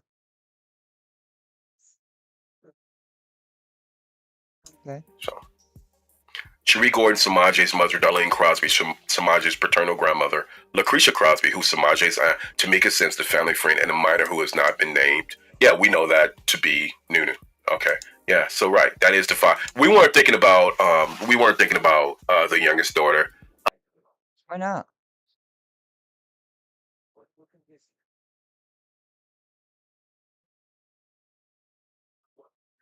Really? As a matter of fact, we really, What donations? you know, because she wasn't even, I don't even think she was, I think there might have been a point where she was mentioned, but I don't think she was legitimately named as a suspect. If that's the case now, then, and you could correct me if you feel different, Leslie, but if that's the case now, I don't know that. I don't think we have that information because it's not being made public. I remember Austin saying something about wanting to talk to her, and of course mom said no, and then they had lawyers. So I don't know if they named her as a suspect. I think she was a person of interest. Oh, so I'm going to show this video one last time, and then we'll take 5 questions, and then after 5 questions. We heard that before. Take 5 questions. No. Nunu is Darlene's daughter, if I'm understanding this right.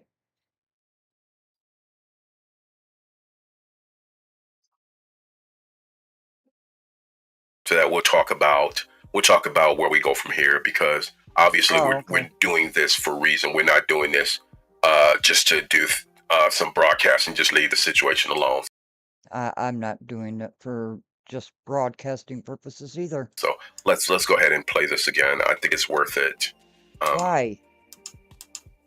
Knew of or caught 17-month-old Semaj Crosby was found dead under a couch in a trash-filled home near Joliet. So far, no one has been charged in the case, but 2 of the 4 people of interest spoke tonight, hoping to clear. Of course. So you see, they said 2 of the 4. It was not. So says the newscaster. Why'd you jump in there? The youngest daughter at that point.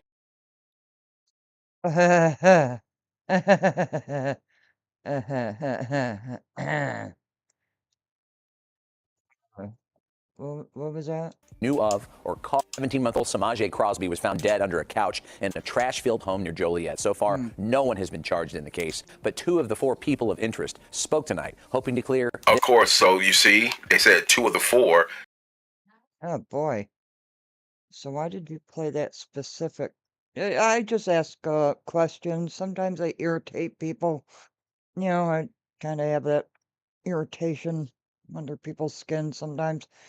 But why did you have to replay this specific video and then say, aha, you see, it was 4?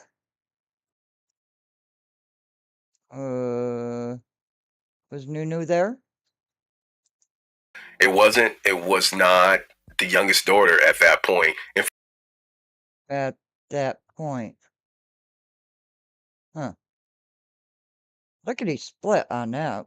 No, go ahead. For the longest time, that might have changed towards the end, but even at that point, probably when we kind of parted ways because we were still waiting on Joliet to kind of do what they had to do because we felt like they had been given a flurry of information and they just weren't responding. And that's really one of the tragedies of this case. Their names. CBS 2's Adrian Begas. No, the tragedy of this case is that the people who know who murdered this innocent baby are walking around. Yeah. I know where I was. I know what I saw. See, there's that grief muscle there. See this grief?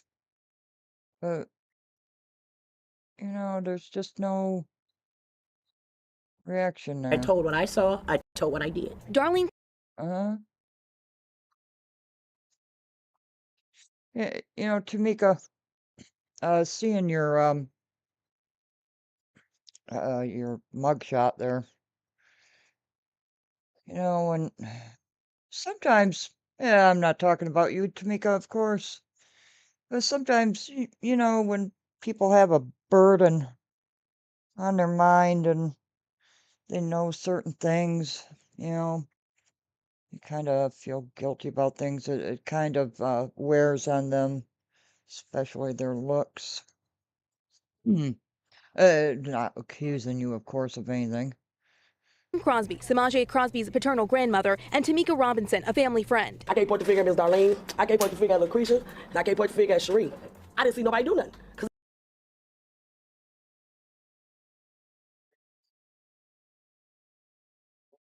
Need to get a baseline. I haven't ever seen the baby.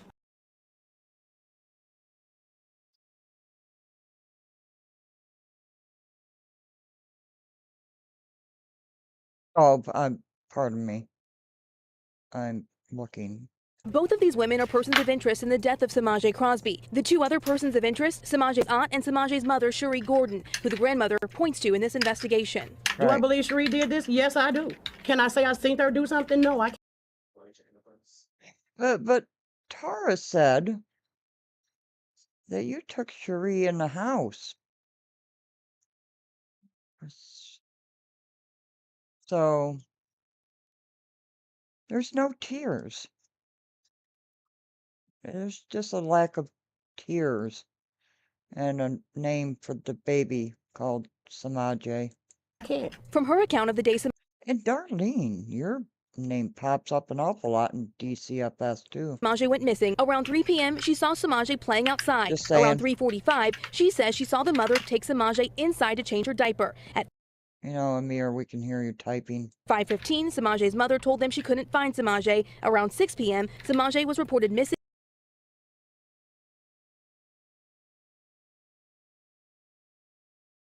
Oh, that's what you're typing in there, Amir. So you do know about a fifth suspect called Nunu. Nunu was shielded from the investigation. Why? Was Nunu 13 at the time? We do have a picture of her. Huh. Just questions. Is Law B still involved? That would be LaToya. and she started to search for her. After a 30-hour search, Semaj's body was found under the couch in the house. The Will County coroner ruled the April death of Semaj a homicide from strangulation. I didn't do it. Tonight, a spokesperson for the Will County State's Attorney's Office tells me that this is an ongoing investigation. They are working on this case every day, and it is still a priority. In Inglewood, Audrina B. Tamika seeing the baby is the question that Tamika said she failed. CBS 2. Yeah, I think it was 13. Okay, so give me 1 second. So I guess the question that you saw is Law be involved? Well, I don't know that she is. I don't know if there's any current involvement. I don't know. Do you know anything about that, Leslie? I have.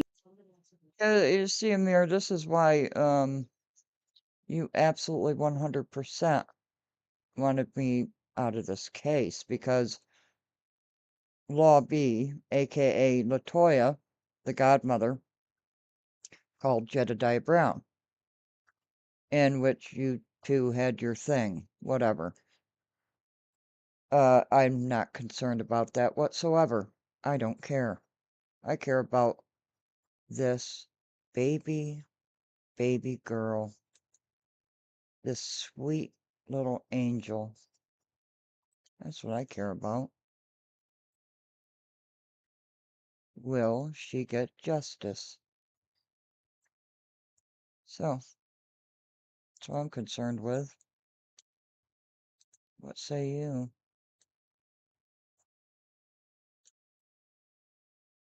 Hey, Sherry. Chaperoning the hunters. Ah, it is deer season, isn't it? Down there. I have no idea. I'm not sure. Yeah. And, even from the standpoint of LaToya or Law B, I mean, there were differences there as Coroner's report. Did we get the coroner's report in our file? well, so we don't want to go into that. Sherry, isn't she gorgeous? But look at the eyes. Look at the eyes. Oh, it's hog hunting season. Got it.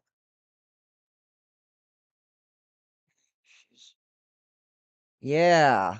And I think I'm gonna play one of those videos. See, we just want the truth, and you can get it from all kinds of sources. But what we will say is that, Because I know you're listening, Amir. What we try to do is try to keep this as structured to the facts of the case, and anything we deemed that was noise or. Yeah, I do too. Kind of like this. Timelines. Facts. Facts. Unnecessary or a drain of that would stray away from it. We strayed away from it. So that's really what happened. Beth, if we get any information on the coroner's report, we will post that. The coroner's report. Wasn't the coroner's report released? Oh, let me do something here in the background. And I don't think I don't know. I can't remember where the small limited information. I believe it was released through the news media at the point in time. And it was we did major press conferences, and the media released the information. But I don't think that it was anything outside of that. So if we can find that, we will post that, and that will be on the Semaj Crosby Coalition for Justice page. Yeah. So yeah. There's a Semaj Crosby Coalition page.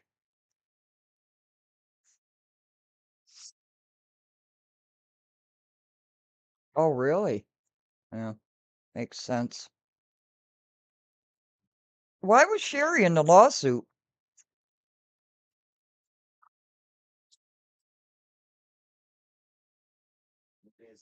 Yeah, I don't think we do either. Gotta get that.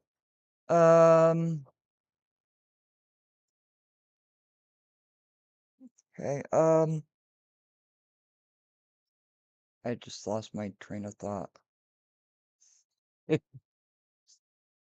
You already got 68? Oh my gosh. Oh my gosh. So sorry. Lost my train of thought. As structured to the facts of the case, and anything we deemed that was noise or unnecessary or a drain. Well, I think everything is necessary myself. It's, you know, kind of way investigations go. There's always some truth and lies. Of that would stray away from it, we strayed away from it. So that's really what happened. If we get any information on the coroner's report, we will post that. And I don't think I don't know. I can't remember where the small limited information. I believe it was released through the news media at the point in time. And it was we did major press conferences and the media released the information. But I don't think that it was anything outside of that. So if we can find that, we will post that, and that will be on the Semaj Crosby Coalition for Justice page. The Semaj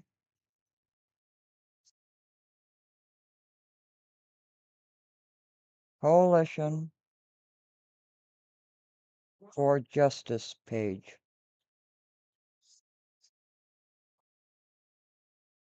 Didn't know there was one. Okay. We'll try to find that. Yeah. So yeah, it was from a news article. Okay, news article.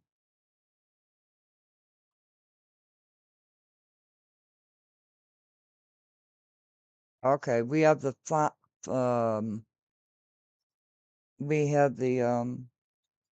final suit. We'll try to find the original filing. We remember that. Tamika is seeing the baby in question that Tamika said she failed. Don't know what that means. Tamika seeing the baby in question that Tamika said she failed. Well, you know, I mean, that's if she had personal comments again, you know. Why would that page be private? Wouldn't you want people to know about stuff? I could understand that there would be a flurry of emotion. Well, yes. But if she said, I didn't do it, she had a lot of attitude saying that. But if she said, I didn't do it, she had a lot of attitude. Oh, Beth, coming in hot with that comment. Good on you, Beth. Saying that comment. I mean, you know, the emotional piece is going to be there. For me, it's neither here nor there because we want to stick to the facts. Okay. So where are you getting that she died from her vomit? It was in the coroner's report. Really? And when the coroner's report was released through the media, that was there.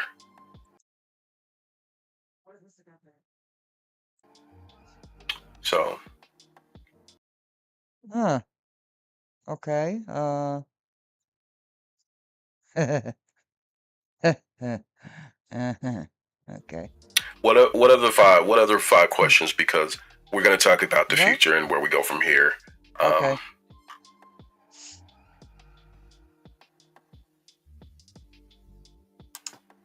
Okay, thank you.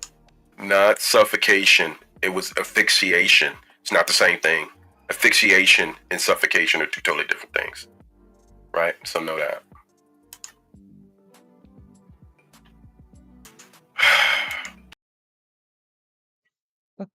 Are you getting disgusted or something? What was that sigh for? I mean, huh.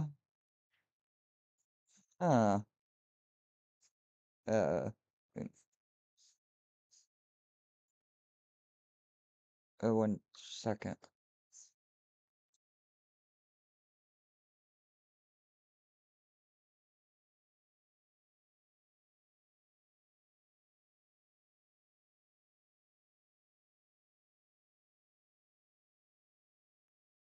Where are we? Ow! Damn it! Go ahead, Leslie. What are your You're typing pretty fast, Amir. Yes. Aspiration. concerns? What are your comments that you have? I'm going to pull up this real quick while I'm doing that. Oh, he's pulling something up. My major concern is I wonder if the detectives are openly working on this again, or if this is just kind of one of those things. Oh, wait a minute. Oh, can you see what I'm seeing? So 8:15 says, read the comments. I copied and pasted. Where? Did they delete it? I don't see it. Huh.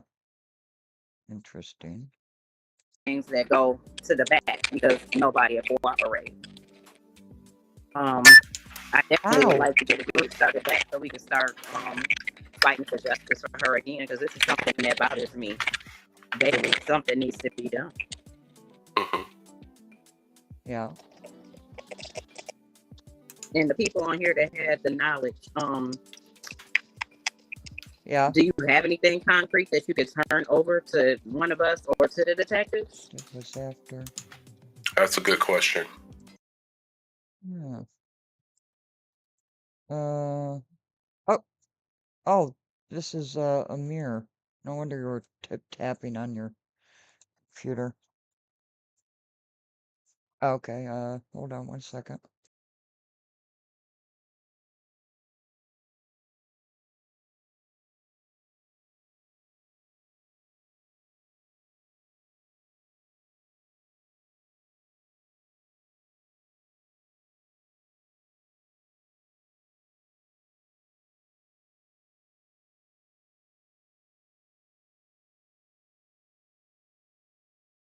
Okay,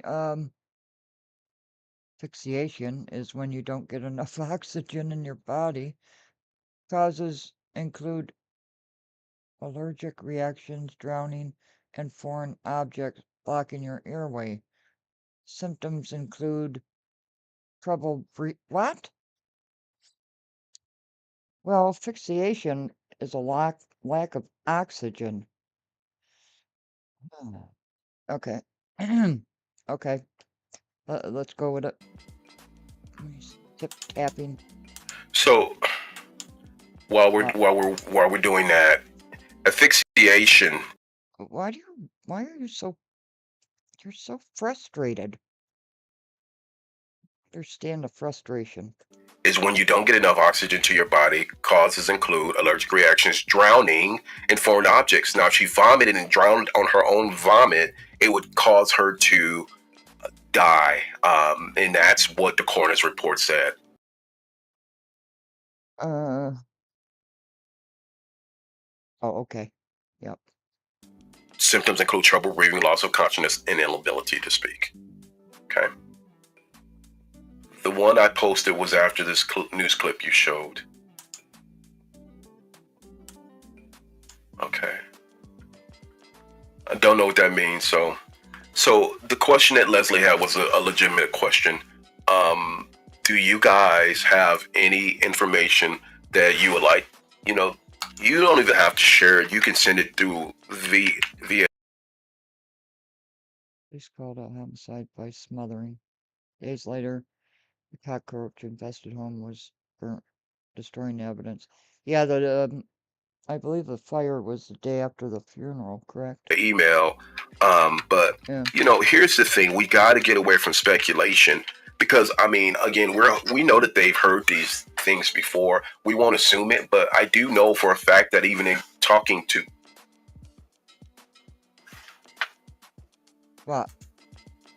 Austin. All right. The body was found under a couch. Police called it a homicide by smothering. Days later, the cockroach-infested home was burnt, destroying evidence. Okay, yeah. So the body, the condition of the body and where the body was found was one thing, but the actual coroner's report was a whole nother thing. So those are different circumstances, right? I mean, they're all involved, but you know, the police called it homicide. Well, no, let's get this straight. The police didn't call it anything because at first they didn't have any information to call it. That's why they were waiting for the coroner's report. The police cannot call it a homicide. It was the coroner's report that actually, after they did their investigation, which actually showed it was through asphyxiation. So,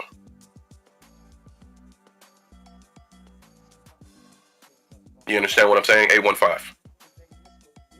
The police, for the longest, could not do anything because they were waiting on the coroner to release the information. That's why we pushed the coroner to release the report. Okay. You understand? All right. So the coroner's report he's speaking of was stated by the news outlets. That was from the ABC report after the settlement. Sometimes news doesn't get it right, but a trusted source on a lot of this would be John from the Patch. You remember John from the Patch, Leslie? Why? Why the Patch? That's right. Oh, I forgot about that. And can you explain it to people? I mean, he was pretty much the main reporter on the ground who was really engaged in a No, it was Anita Padilla. Right there showed all her. Well, they're on the playlist. lot of this, I even as believe his last name is Ferrick, Ferak. I think it was. right.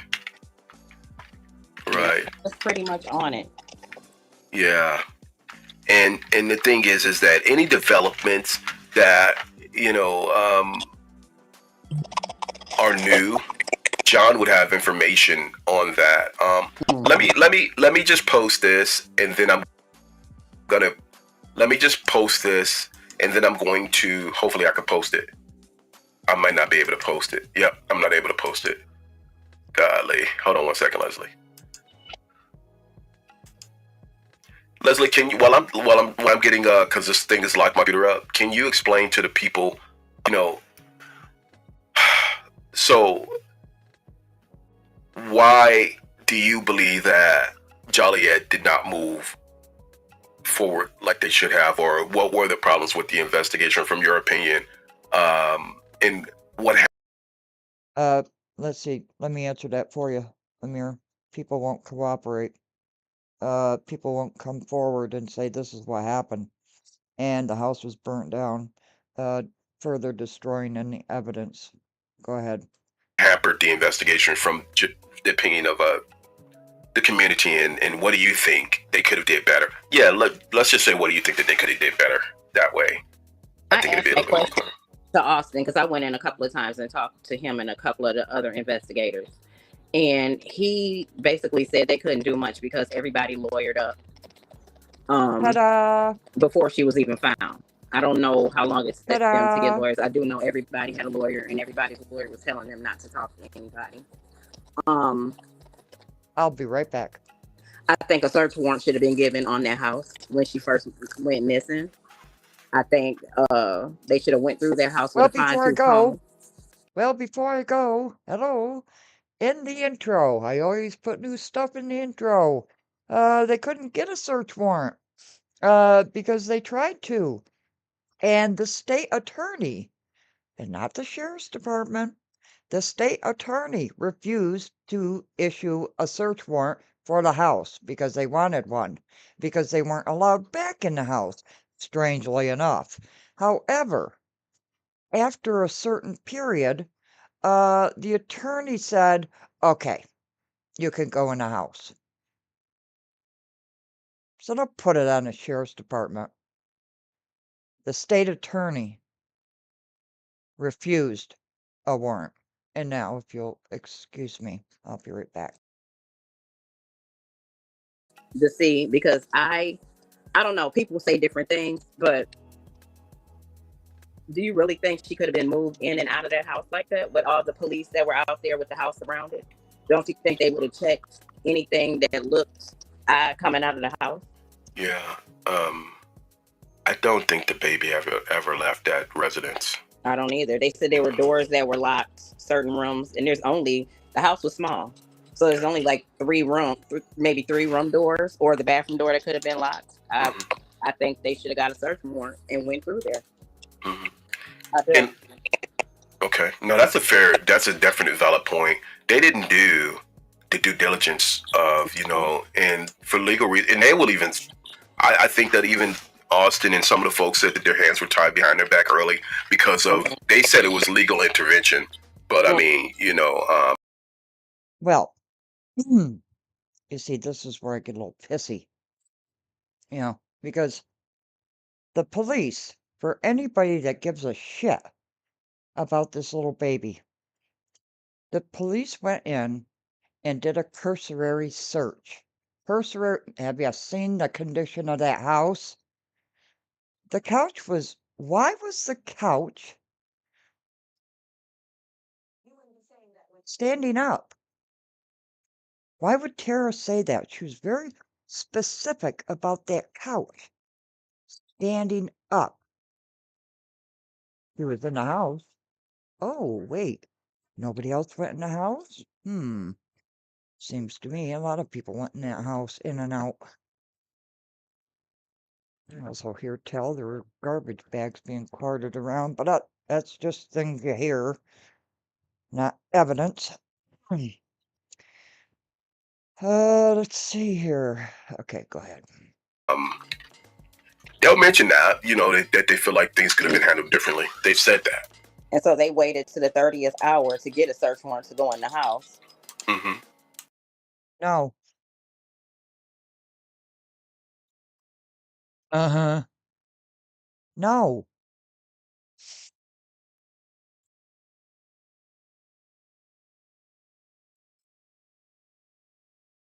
Yep.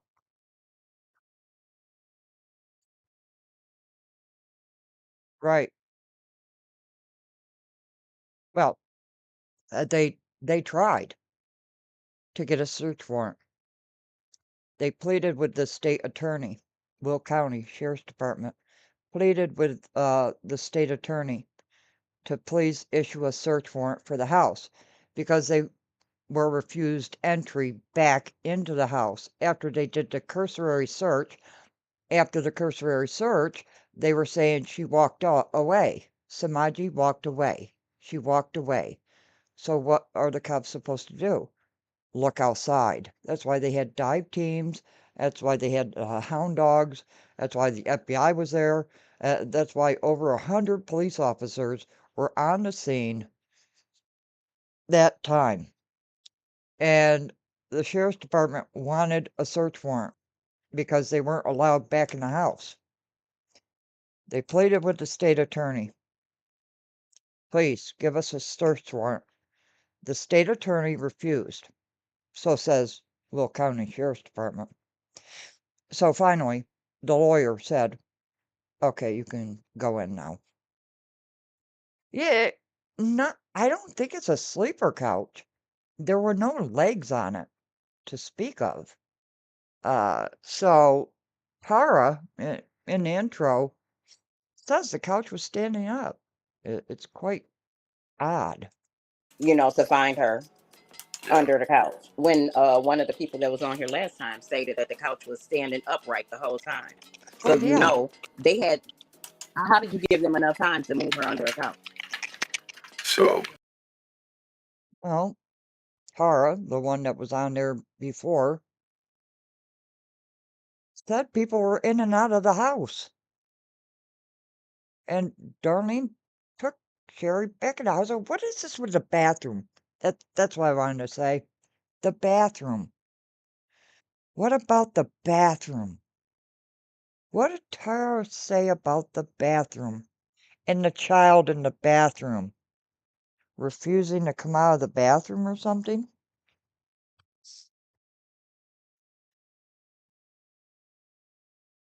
And now you're saying the bathroom was locked? The bathroom door was locked? Is that what she just said? Pardon me. Go back. Let me just post this, and then I'm going to, hopefully I can post it. I might not be able to post it. Yep, I'm not able to post it. Golly. Hold on one second, Leslie. Leslie, can you, while I'm getting, because this thing is locked my computer up, can you explain to the people,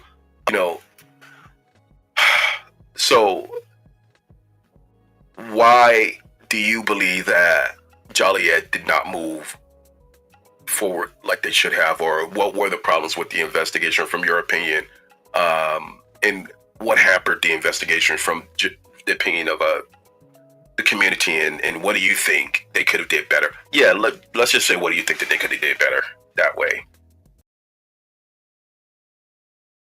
I'm so sorry. That's what I thought. I asked that question to Austin because I went in a couple of times and talked to him and a couple of the other investigators. And he basically said they couldn't do much because everybody lawyered up before she was even found. I don't know how long it took them to get lawyers. I do know everybody had a lawyer, and everybody's lawyer was telling them not to talk to anybody. I think a search warrant should have been given on that house when she first went missing. I think they should have went through their house with a fine-tooth comb to see, because I don't know. People say different things, but do you really think she could have been moved in and out of that house like that with all the police that were out there with the house around it? Don't you think they would have checked anything that looked coming out of the house? Yeah. I don't think the baby ever left that residence. I don't either. They said there were doors that were locked, certain rooms, and the house was small. So there's only like maybe three room doors, or the bathroom door that could have been locked. I think they should have got a Bathroom. search warrant and went through there. They tried. You see, this is.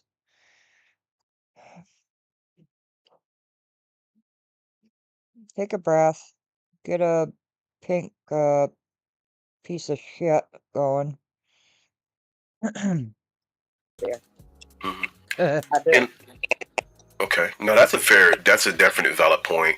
They didn't do the due diligence of, and for legal reasons, and they will even, I think that even Austin and some of the folks said that their hands were tied behind their back early because they said it was legal intervention. Yeah, like the state. Thank you. I got 3 of them. Yes, like the state attorney refusing to sign a search warrant because it was reported that the baby wandered off. Gracious said someone had to have picked her up. Keep the police away from the house. Yeah. They kept telling the news crews to come help us look in the woods. Anita Padilla was very upset about that. And Anita Padilla, the news reporter on the ground from the start, by the way, was very shocked and very angry at the attitude of the family. But I mean, they'll mention that, that they feel like things could have been handled differently. They've said that. And so they waited to the 30th hour to get a search warrant to go in the house, to find her. Oh, that's a link to the patch. A news outlet. Under the couch. When one of the people that was on here last time stated that the couch was standing upright the whole time. Yeah. So, they had, how did you give them enough time to move her under a couch? Well, because they did a cursory search, and then they started searching outside and weren't allowed. So, I believe that point was valid. And by the way, one second. I just shared the article from the patch. If anyone wants to look at that article, just pull up this. This is the post from it. You guys can pull up Semaj Crosby, 2025. It's the last article. It's only been one about the Semaj Crosby mysterious sheriff investigation takes new turn, and that's from May of 2025, I believe, when the new investigation was opened up. So you guys can look at that and read that and check that out. We're gonna take the last few comments in. What do you mean a new investigation was opened up? In May of what? Okay. Then we're going to talk about where we go from here. And as far as Semaj eating something that could have been, it wasn't an allergic reaction. And it just wasn't. This was something a little bit more nefarious than that. It just wasn't. Well, the thing is, whatever happened, somebody should have called 911. You don't hide her. Sure we did. I'm sure whatever happened to her was an accident, but the problem is they didn't act on it. If you see a child in distress, if you find a child not breathing, your initial thing, you might panic, but your initial thing is to call and get help. Why are you hiding this child? I don't think anybody intentionally killed her. I think an accident did happen and they hid it for whatever reason they had. Well, and to that point, unfortunately, if you knew and if you had knowledge of this baby's demise and you didn't bring it forward, unfortunately, that makes you culpable because that is a crime within itself. So, unfortunately, if you had a chance to justify and resolve yourself, you don't now. Okay. Criminal investigation remains an open case with Will County, with the Sheriff's Department. I can remember at one point there was a sit down with 30 of the Will County Sheriff's Office officials, even the sheriff himself, and myself and one of my associate directors, or an associate director, and we urged the Will County to make the Sheriff's Department himself with the sheriff to make charges to close this investigation out. They never did. We pleaded with them for the course of about 2 hours, and then ongoing throughout the investigation while we were doing things on the ground. The campaign was to have the investigators to close this case out. Largely, we know who committed the murder. We believe we know. We have that evidence. Huh. Yeah. Have that evidence. Okay. Unfortunately, so And if then that is okay. whoever it was, how did you still move around like business as usual and even keep, keep your sanity after something like that happened? Like, I don't know what type of person you are. If it's an accident, you just come clean and you say that. Right. And whatever happened, she could have been saved, I'm sure. What would be a reason for this? Is a comment. What would be a reason for the search in the beginning? If it was a missing child, not a murder. The reason why it would be warranted to search from the beginning was because she was missing. So you want to search everywhere, but no, I get your point. You're saying why would they do the level of search? Well, that's why initially when the baby wasn't found in the in the area surrounding, that's why it instantly turned back to. So why would Lucretia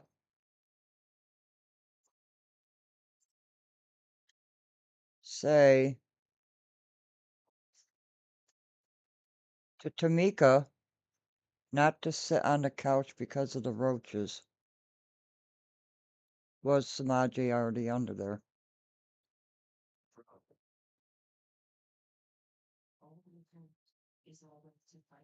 Huh. Interesting. The house. And as Leslie and even the folks on the ground were saying, that people were like, hey, you guys are not searching that house. You guys are not going in that house. So many people. I will not forget this guy. I don't know who he was. He said he was a relative of theirs, and he kept yelling, that baby is in that house. Y'all got us out here looking stupid, looking for this baby. That baby is in that house. Y'all need to go in the house and look. Was that the Godfather?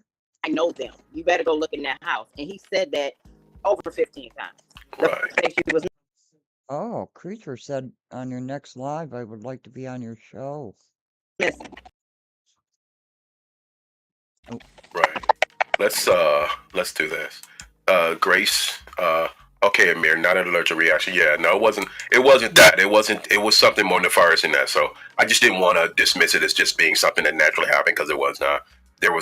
This is a homicide, and that's what the coroner said. The police believe it. No one doubts that it was a homicide. So I think it was a major issue that the cops did not want to go into the house. They would ever be able to do it because of they would.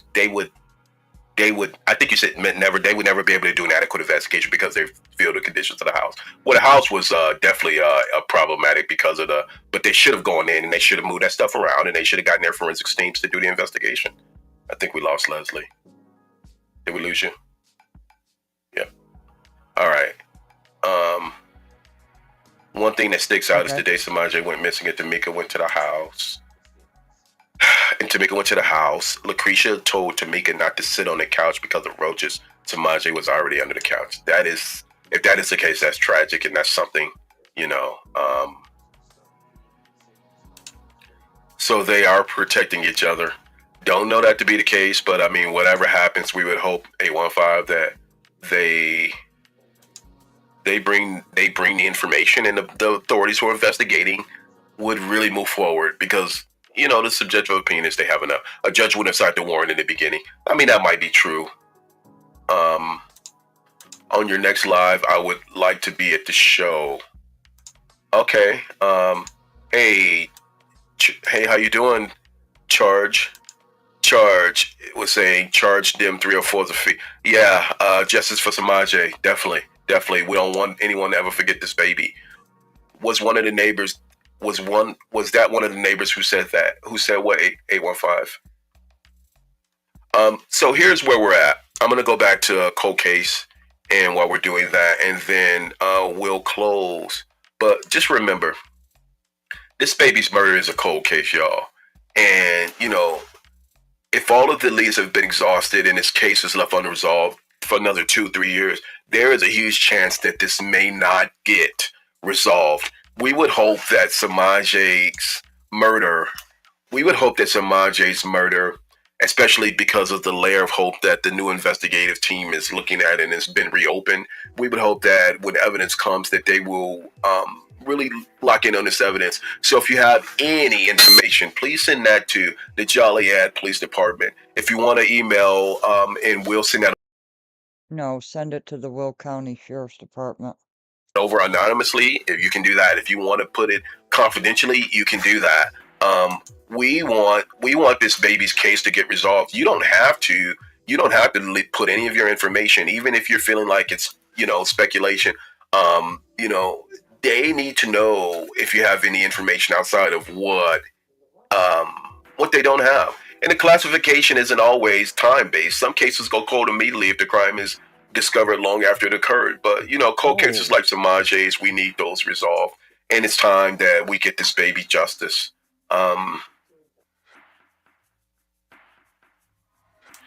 Yeah. So also, charge them 304s. A lot of people remember the case, but we want this baby's murder resolved. So my thing is that I did share the newest reporting, and this is the latest reporting. And the other thing that we're going to do in the future, let me just show you guys. If you guys haven't joined the Semaj Crosby Coalition for Justice, I think it's a time to get that. This is the Facebook group, the Semaj Crosby Coalition. Oh, okay. It's a Facebook group. Okay, good to know. I'll join it. Facebook group. You will let me join that, won't you, Amir? I know you don't like me. But I just want the facts of this, case. So, that's all I want. And to bring awareness to this baby girl. Innocent. Precious baby girl. Didn't stand a chance in life. Those are the saddest eyes I ever want to see from a 16-month-old baby. So.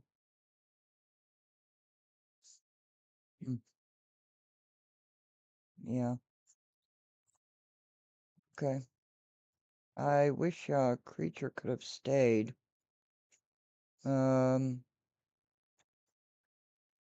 But yeah, there's another live stream too. But I know it's getting late. And I don't know. A lot of allegations, no proof, right?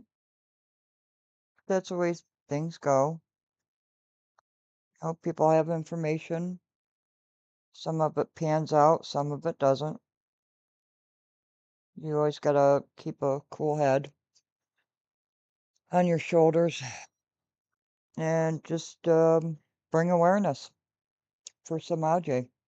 And that's what we'll be doing. And any information that we get, if we get any solid proof, of course, we will report it to the Will County Sheriff's Department and the investigator that is now on the case. But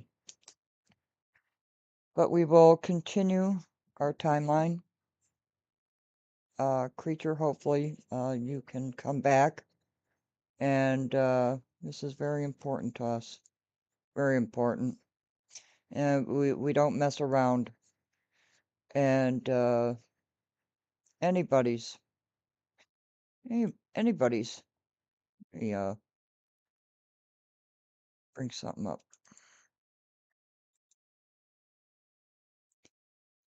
Anybody that talks about this case, I'm gonna look at it, whether people like it or not, you know, because it's a little baby. A little baby. I'm just looking here. Oh, I know where it is. Okay, it's on a separate page. That's why. What is this? This is Anita Padilla. Good morning. Good morning. Good morning. Good morning. It is about 7:15. I said I was going to come up live here because I wanted to share with you the details of a very, very sad story. I'm just going to give it a moment here. I've got a guest waiting to talk to me here, Tony Robinson, who's spoken to us before. I want to let the numbers come up just a moment before I begin talking about little Semaj, because a lot of people are messaging me, calling me, Facebook messaging me, and a lot of people want to know what the heck. And you know me, guys, I'm going to always keep it real with you, and I did not go live yesterday because what I was seeing unfold before my eyes, I was getting so angry and so bothered by what I saw. I couldn't even come on Facebook Live, to be honest with you, because I didn't want to say the wrong thing in case I might upset some people who could potentially become part of the story, or I might say the wrong thing. But there was so many things that were fishy about the story from the very, very beginning. First of all, I want to show you, for those of Chicago, this little girl went missing. Her name is Semaj Crosby. Semaj is the name. Her father was James Crosby, and James spelled backwards is Semaj. Okay, so this little girl, everybody was looking for her yesterday. Nobody knew where she was, and now they found her dead after a day and a half. They found her dead inside her own family's home. We're live right now at the exterior of the home. There's the police car right there. We've got an investigative team down there with some of the investigators, and I'll go outside and I'll show you more of what's going on. I've got a live shot coming up here in about 15 minutes. Gary's disgusted by this. Everybody's disgusted by this. I'm going to tell you more details. It's unbelievable. But standing by right now is a former homicide detective who has worked on a number of murder cases in Chicago. He's retired now, but his perspective is valuable. Tony Robinson joining me right now on the phone to talk about Semaj. Tony, thank you for talking with us this morning. Good morning. Tony, Tony, you said you knew right away that something was odd right off the top. What was it? What was it? Oh, absolutely. First of all, you have a toddler who is not 2 years old. I think she's, 16 months, yeah. And for her to wander away, where is the parental guidance? You know, this is a baby. This is a child. As soon as I heard this, I knew automatically. I said, oh, this is going to turn out to be, my perspective, in my opinion, either a kidnapping or a death investigation. I lean more toward the death investigation because of just the circumstances. You have a child that is missing from your care, and you mean to tell me that no one knows for hours where this child was? No, this is absolutely ridiculous. Plus, there's a history with this family from DCFS, from what I understand. Yes, that's absolutely true. DCFS had been investigating the mother and I believe other family members in that house, and I'll show you guys this in a minute. DCFS, the Department of Children and Family Services, had been investigating and had pending investigations for neglect inside the family's home. They actually say they saw Semaj at 3:20. The family claims she went missing at 4 o'clock. They claimed they searched all the neighborhood, and then 2.5 hours later, they called police finally and said, please help us. And that's when everything started to unfold for us. It's such a sad and disgusting and sickening story. Okay, I just got word that the little girl's body was found underneath a couch inside the family's home. That is, I'm disgusted. Hey, he's the guy's godfather. Take this mic. Wait. Excuse me. You're the gentleman I spoke with yesterday, Dan. Are you able to talk with us this morning at all about what's going on? Are you surprised? You're not surprised. Wow. That's the guy yesterday said he was the godfather. He was the godfather. He was searching. He wanted me to go in the woods with. I'm going to share with you guys all of the stuff that happened yesterday. You are going to be disgusted when I tell you all the stuff, because I couldn't even go live on Facebook yesterday because I was so upset by what I saw. All right, I'm going to hand this over to Gary. Gary, I'm going to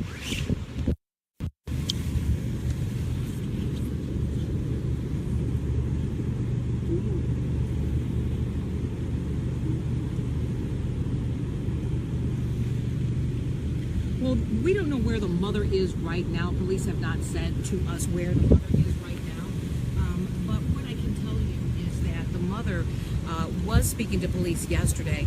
Now, yesterday we wanted to speak to the mother, and we tried several times to speak with the mother, but family members prevented us from speaking with her. She did give 2 interviews to 2 television stations and then refused to do any more television interviews after that. And as a reporter doing this for 25 years, you want to be sensitive to the fact that here is a mother who is going through so much, and maybe this is really difficult for her to talk about it, but somebody who has a child missing, in all of my years and decades of doing this, mothers who are missing their children, the only thing they want is to have somebody listen to them. They will talk to every TV station, any reporter, any social media outlet to let them know that they're desperately looking for their child. And yesterday we saw the mother being paraded around by the family, and they would refuse to let her speak with us. There were other family members who said they were trying to get her to talk to us, and they were rebuffed. It was very frustrating as a reporter to see that unfold.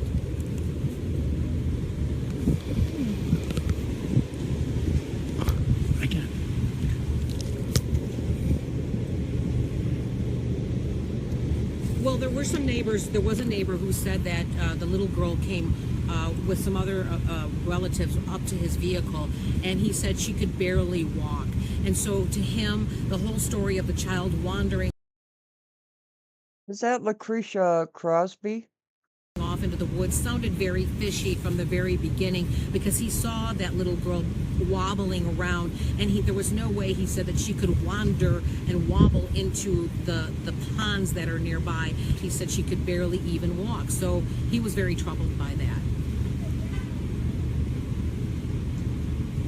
Perspective on what's going on. Here's the situation. We've got police here on the corner of Lewis and, what is the street? Richards. Yeah, Lewis and Richards, and they're not letting anybody who doesn't live down this block go down there. This is the crime scene investigation that's underway right now. What you're looking at is a crime scene investigative truck. I gotta imagine that this is part of the Will County Sheriff's Office, is what it says on the exterior of this. You see that there is a car in the driveway. I'm not sure whose car that is. You see the crime scene tape. They've been focusing their efforts on this house right there in the yellow. That's where, let me move over here on this side. They've been focusing their efforts on the house here in the yellow with the yellow crime scene tape. And we saw them initially right in the front of the house. Initially, they had this huge tent, and I gotta imagine that they were working outside of that, and they've taken that down. So I don't know what their efforts are right now, but they continue to say this is a crime scene, and they continue to not let anybody walk down here. This is the police department, Will County Sheriff's Department. So I don't know if you could hear what I was saying about what happened yesterday. There was, here, hang on a second here. This guy right here, he's the godfather of the little girl, and he was looking for the little girl yesterday. And he said to us, I don't want to talk, but if you want to come look in the woods for the baby with us, you can come with me. And it was a little odd, but I was like, okay, we'll see what we can do. And then this happened. So I just asked him if he would talk right before my live shot, and he said he couldn't. And I said, are you surprised? And he said no. So what that means, I don't know, but he's sitting there right now on the phone talking. See the guy with the red pants right there? he's sitting there talking. Now, I'm going to give you some details that I wasn't able to give on the air, and I wasn't able to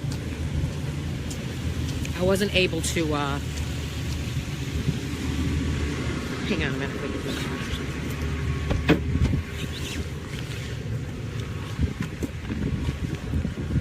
I'm waiting for somebody else to come here too. I gotta watch my situation too. So when you're a reporter, for those of you who are just tuning in, I have to watch what's going on out here while I'm talking to you and while I'm trying to gather interviews and while I'm trying to get sound on. There looks like there's some sort of family member coming over here and I don't know what that's about. Hang on, I'm gonna see what's happening here real quick. I gotta get out of the truck here. There's a lady coming over here, but I don't know what her deal is. Let's keep our eye on her in the red car right there. I don't know if they're just trying to get down the block to get their kids. Yesterday on this whole block was filled with people who wanted to help. All these volunteers who were saying, you know, that they wanted to help find this little child. And as time went on, more and more people were saying, this is really fishy, this is really weird. So I'm going to tell you what happened yesterday, and I don't know if you guys could you guys tell me, could you hear my report? Because I know Gary was moving the camera around and I was kind of far away. Usually I hold the phone, but for that Q&A I didn't want to hold the phone. Could you hear me? Could you give me a thumbs up if you could hear what I said on the live report? Could you hear me talking about the family? You heard that? Okay. Well, okay, good. Thank you very much. What's that? Killed me if she wouldn't have heard that. No. Gary would not. But here's the thing. Oh, no, I was just being funny. You know, yesterday when we got here, let me turn this phone. Here's your phone, Gary. Here you go. Thanks. And yesterday when we got here, what happened was there were two TV stations that were already in. Well, one was here, and then another one rolled up. So I'll just tell you, Channel 5 was here, and Lauren Petty was able to interview the mother. And how that unfolded, according to her, was that she saw the aunt, Lucretia Crosby, walking down the street with this guy in the red pants that I just showed you. And she said, this guy right here, this guy right here, this guy right here. This guy right there, that guy walking right there, he was walking with the, I believe he was walking with them. He was out here yesterday searching for that little girl. He's with the family. So, okay, so anyway, so what I understand was that she says, and she's getting ready for her live shot, and she's like, oh, are you with the family? Can we speak to the mother? So they said, yeah, we'll go get the mom. So they go back there, and they get the mom, and within 5 minutes, she comes back over to Lauren Petty's truck, and she gives the interview on air. At that time, Channel 9 is rolling up, and they see the mom talking, and they jump out of the car. They grab the interview with the mom. And Lauren's interview, by the way, was, you know, odd, a little weird, because not because of Lauren, but because of the answers she was getting from the mom. It seemed like every time the mom would want to speak, the aunt, Lucretia Crosby, would interrupt and give the answers. So... Odd. Anyways, we're gonna wrap it up for tonight. It's 1:30 here. If you know anything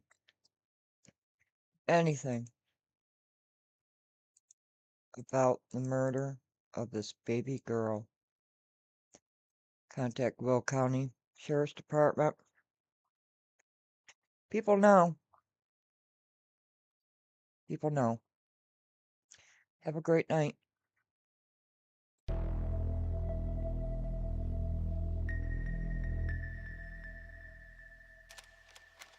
All okay? 911, where's your emergency? Hi, County. Yes, my daughter is missing. Hold on, ma'am. Let them talk first. With a transfer for 309 Lewis Road in Crescent Heights. Go ahead, ma'am. Thank you. What's going on there? Yes, my daughter is missing. I cannot find her. She was outside playing with the kids, and she's missing. Okay, how old is she? She's 1. All right, stay on the phone with me while we get the police en route. What's her name?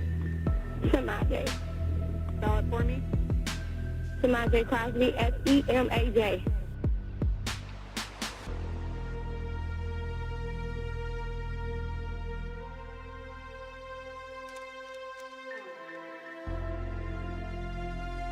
On April 25th, 2017, 16-month-old Semaj Crosby was reported missing by her mother, Sherry Gordon. Largely, we know who committed the murder. We believe we have that evidence. But at the same time, the Will County Sheriff, they have that evidence. We got the, yeah. So I understand we talked to the police that you were going to go get ice cream because it was a nice day and your car wouldn't start. Yeah. So then take me through what happened. And then from there, we just started looking for her because we noticed that she wasn't with us. She wasn't with the rest of the kids. I think me and my kids, we got about 9 o'clock and started searching the area and everywhere, and we didn't see it. But then I woke up the next morning, and it just dawned on me when I started reading all these reports about them fixing a car. I said, no, that's a lie. Did you end up having to get the search warrant, or did you just get the consent? We were working with the state attorney's office all afternoon, and they pretty much told us that because all indications from witnesses indicated the child had walked away, we could not get a search warrant at that point. Well, we were watching the first request and then gave you a second request. After you made the second request is when you got the... We got consent last night from the lawyer. Preacher, I hope you email me. That was working with the mother to go in and search the house. That's when we found the baby last night. And we kept saying, Cherie, where's Semaj? Where's Semaj? She kept saying in the house. By that time, I remember turning my back or something like that to walk away because the sheriffs and everybody had us crowded. So I was saying, get back, give her some room so we could try to figure out what was going on. By that time, Darlene came out and got Cherie and took Cherie in the house. We went in the house. Everybody else standing outside went in the house. It was me and a couple of more people that went inside the house. But when we went inside the house, the couch was standing up. Thank you, GB. The couch was never down. I am tired. So we continued to search. I don't remember where Cherie ended up because, like I said, we all walked off. So I